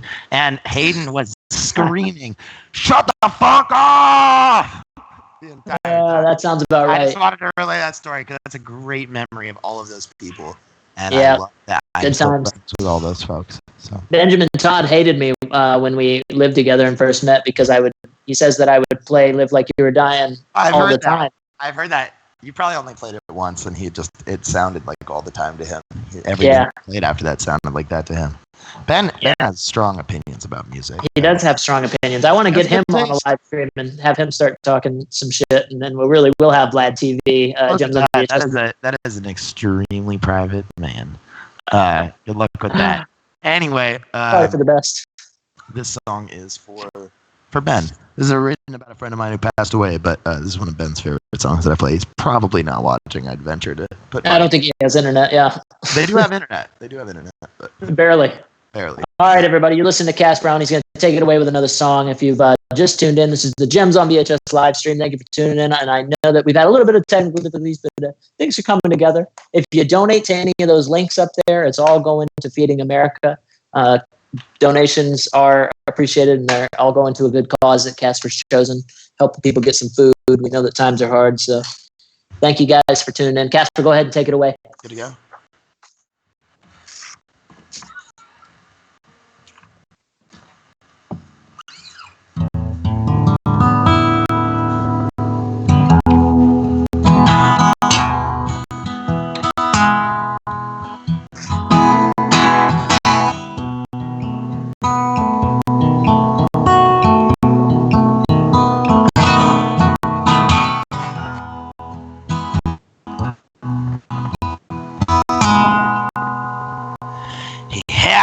Horns on his temple, and a halo hung over his head.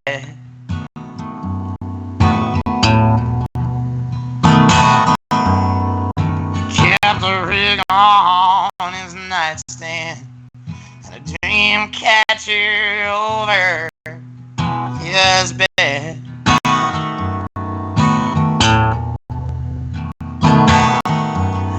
Well, some said he was born, some said he landed instead. The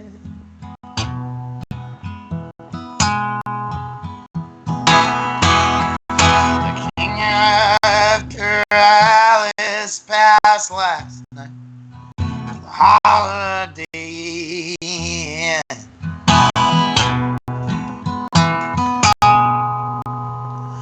Well, some people start younger, age with the quickness of gin.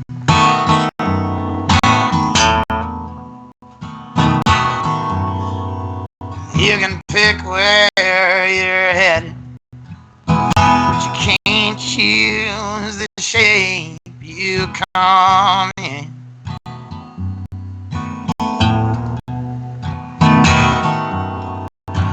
Well, many believers said you might call him their friend.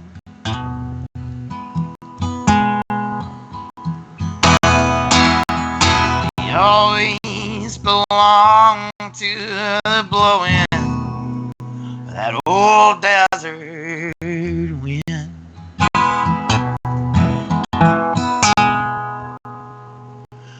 They're singing tonight for the drifter,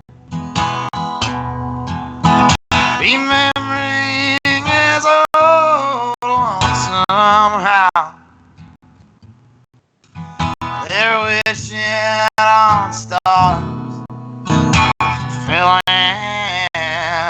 bar.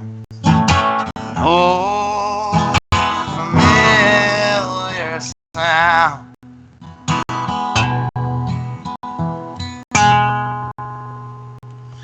Well, his memory still lingers.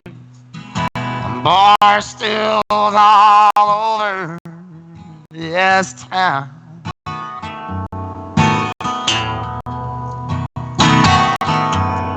They still talk of the singer who led them by hand through the round.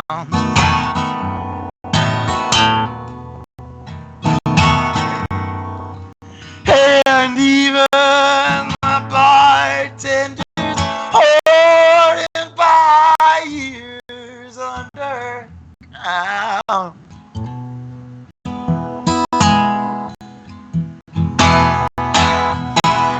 Call him with a shine in their eyes.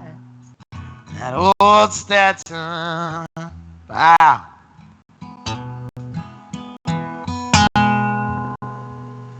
We're singing tonight, the drifter, remembering this old lonesome house. They're wishing on stars, and field in the bar. An old and familiar sound. Well, they're wishing on stars, and field in the bars. Oh, familiar.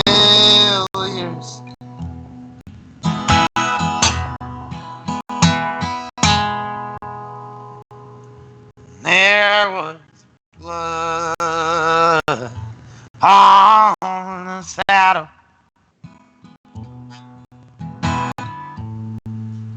and blood all around, and a great big puddle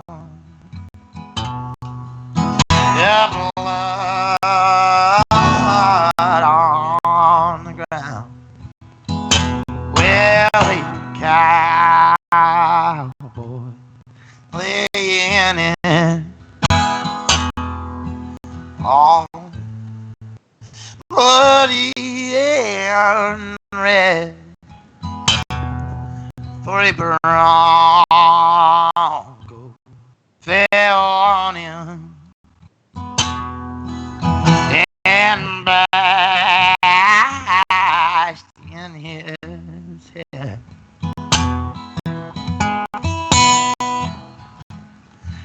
Well, pity cowboy, all covered in gold, for he never will ride any bronco, no more. All right, everybody, that's Casper again, if you're just tuning in. Although at this point, we're all best friends and we've been here together for what feels like forever. I hope everybody out there in the World Wide Web is holding up okay lately. I know that we've had unprecedented times, but these aren't the first times of these times. You know, and if you look back through folk music even, you can find songs about the Black Plague and about the flu going out throughout history. So folk music has always kind of told these stories. So it's good that we got Casper Allen in here smoking another cigarette to tell us a little bit about his time ahead of time here that we've been doing. How's it going, my man? It sounds like you're killing it still. My voice is going crazy. I don't know. What do you want to go till 9 Central here? Oh man, well, I think we're about to wrap it up. I think that we got You want to do carving creases before we go?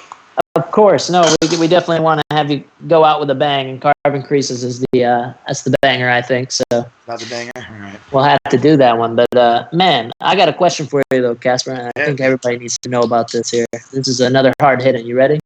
Shit me. We'll see. Okay, so like, if Donald Trump asked you to play the next inauguration with Kid Rock or something, would you do it? I can't imagine that I would. I really can't imagine any scenario where I would want to be associated with this man, but to be honest, any president. It's very hard for me to imagine any scenario where I would want to be associated with a political personality. I don't think I would play Biden's inauguration either. Nobody's inauguration. Yeah, I don't think so. Maybe Bernie. It's interesting though. But if the president reaches out to you, I think that people don't put a lot of stock into what kind of weight that has. The president calls you. Yeah, that's a big deal. But I have because it happened to Elvis, didn't it? I can't imagine. Well, no, Elvis actually called Nixon, and Elvis instigated the Nixon interaction, and he made sure that Nixon and he made the White House sign NDAs. And they were not allowed to release photos for years until after Nixon was president. So nobody knew that happened. Elvis just showed up, and he had it in his head that he wanted to become a secret agent and give Nixon a gold-plated. I believe it was a 16-karat gold-plated revolver that he wanted to give to President Nixon, and because he was a sheriff too. Well, he had been given a lot of honorary badges from police forces, sheriff's departments, and institutions all over America. And weirdly, Elvis never left America except for his stay in the military in Germany. He never went outside the country other than that. That's right. Furthest out he got was Hawaii because his manager, Colonel Tom Parker, was an illegal immigrant and was hiding that secret for the duration of his life. And he could not keep an eye on Elvis were Elvis to go to Japan, which was the plan when Elvis died. He had just was beginning to sever ties with Colonel Tom Parker. Where was Tom Parker from? Where was the colonel from? I believe he was from Russia. I'm almost 100% sure it was Russia or one of the USSR Soviet bloc countries. That's so random. I'm actually 100% sure it was a Soviet bloc country.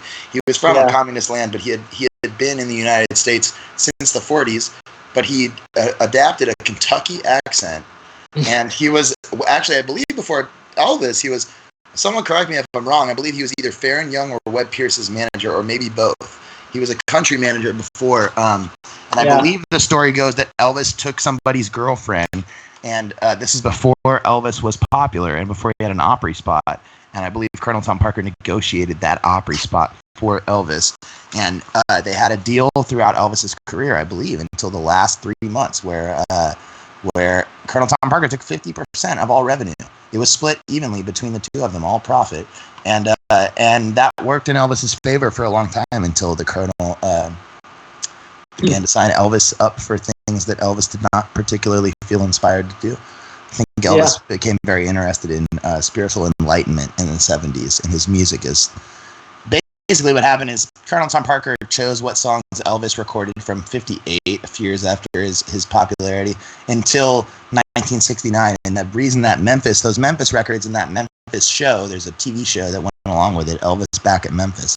At the time, I believe it was, someone correct me if I'm wrong as well, I believe until MASH's final episode, it was the highest rated TV show in history, more than any Super Bowl, until MASH's final episode, and I believe that stuck until Friends' final episode. So this was a massive TV event, and the whole premise of it secretly was that Elvis had taken control of what he performed back. He chose his songs again, and Elvis choosing his own songs is one of...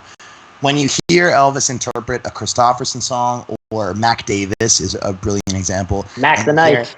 Mac Davis, who's a Texas legend, who my papa actually is a big fan of, and my grandmother probably wanted to have sex with till her death. I used to listen to a lot of his records. Lubbock legend, Mac Davis. Elvis had songs written for him, and like In the Ghetto, and some really brilliant material that he picked from R&B and gospel repertoires. And I really encourage everybody, regardless of what music you listen to Elvis at Memphis, the 69 and 70 recordings of Elvis. Pretty much everything from 69 to 71 is incredible. And it's hard to find a singer who I think Whitney Houston is probably up there, but it's hard to find a singer who sings with such fucking conviction. In the wee hours, Frank Sinatra's on that list.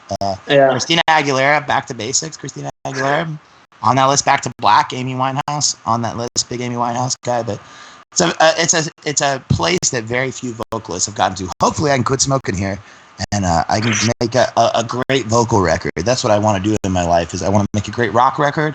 I want to make a standalone blues record, and I want to make a really wonderful vocal record. Humble aspirations. I love it. It doesn't look like you're quitting today, though. No, actually, we're about to stay up all night until tomorrow evening, I believe. Justin here at Third Coast and I are going to be up all night tracking guitar tracks to a metronome, which is my favorite. If you ask Justin, he'll tell you how much I fucking love recording to a metronome. And no doubt. Vocals. Yeah, I love it. Yeah, being in the studio is its own beast, isn't it? A little bit of work to do in there today. What's up? The playing in the studio is its own beast. It's a different thing altogether. Yeah, it really is a different reality. I'm excited to give it to you guys though, because I think it's a new take on it. I'm sorry, I'm watching people in the comments argue about drugs and drinking, and I don't really know. Sorry, I don't think they're arguing.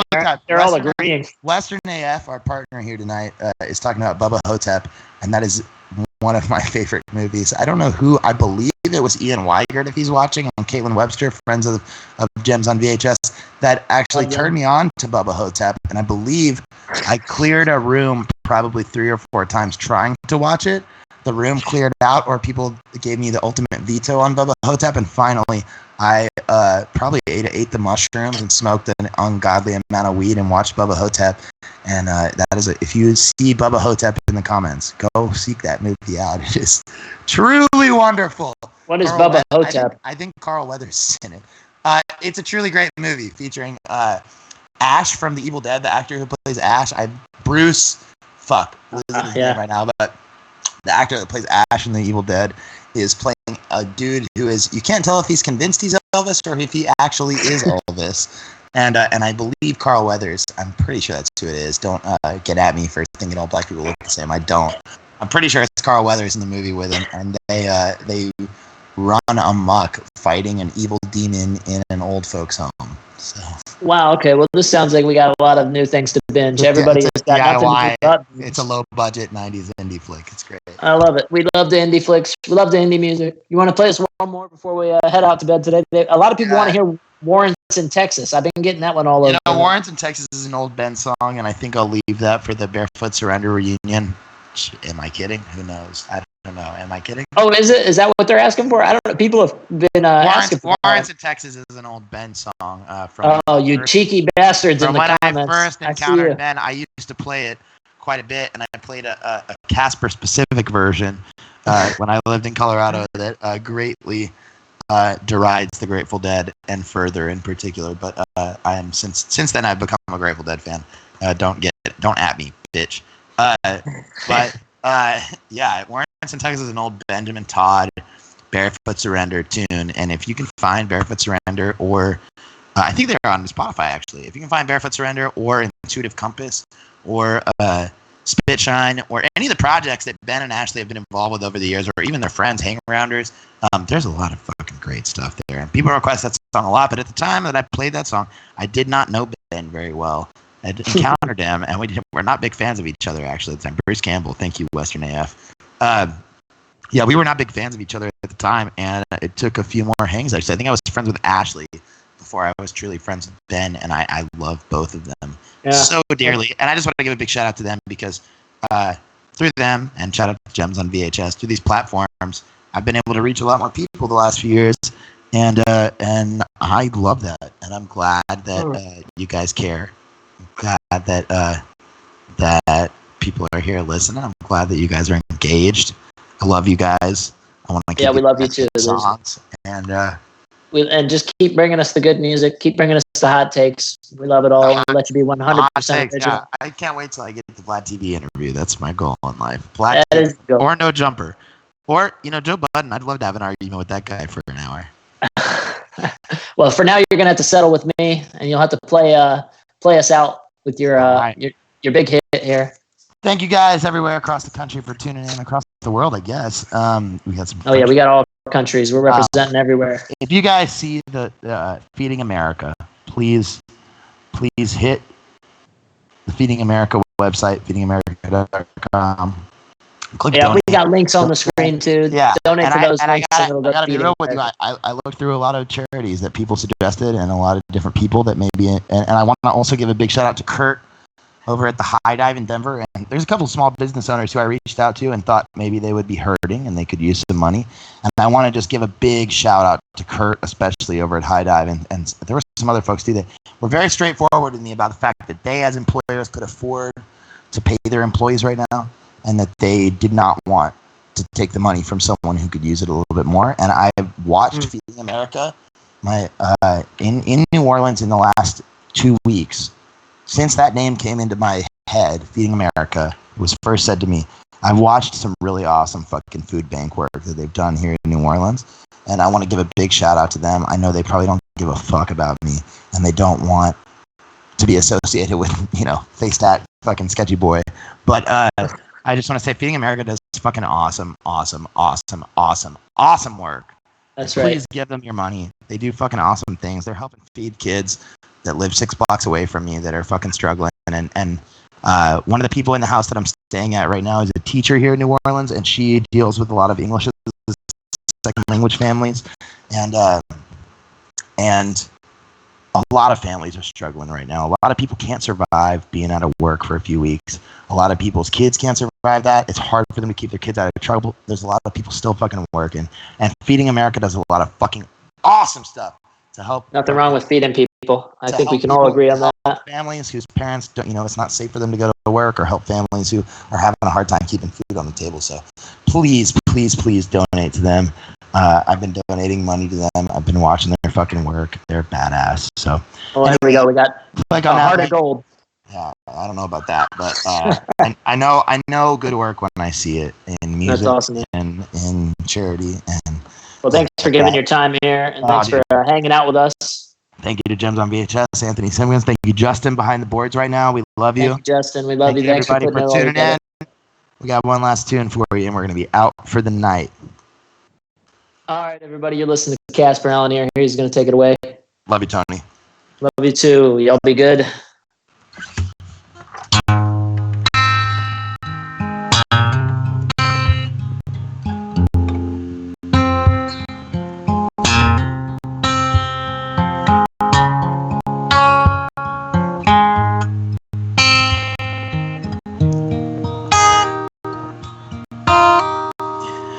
Well, how can you tell a man which way to go?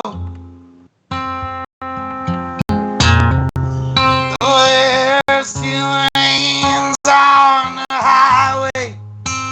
They both run on the same road. Watch your speed. Top your radio.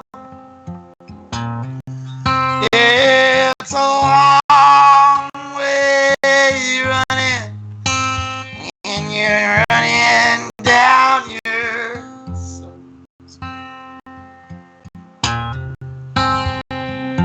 I was once a sunrise, just like you. Now I ride upon my sunrise, turning sunsets into moon. Your gaze is true. Fixed on the man I knew. I've been harder pressed for. I'm just laying down my feet. In a man stands alone.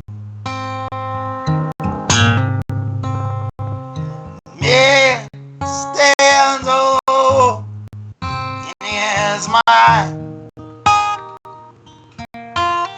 I'm no man. My face is young. Car patterns in my creases till my wrinkles start to come. Car patterns in my creases till my wrinkles start to run.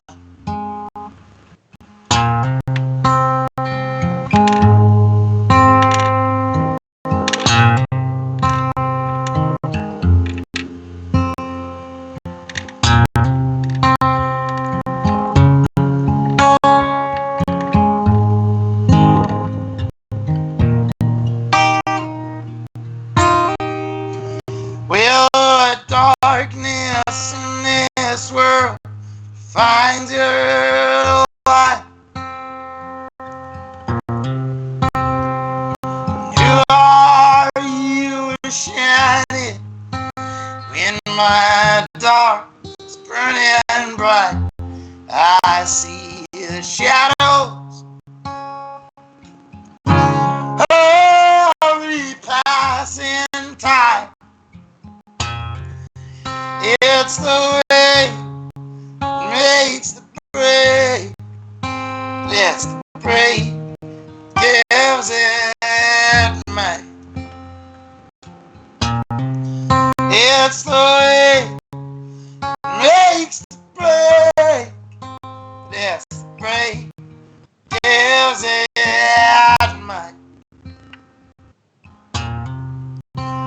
And a man stands alone. Man stands alone in his mind. I'm no man. My face is young.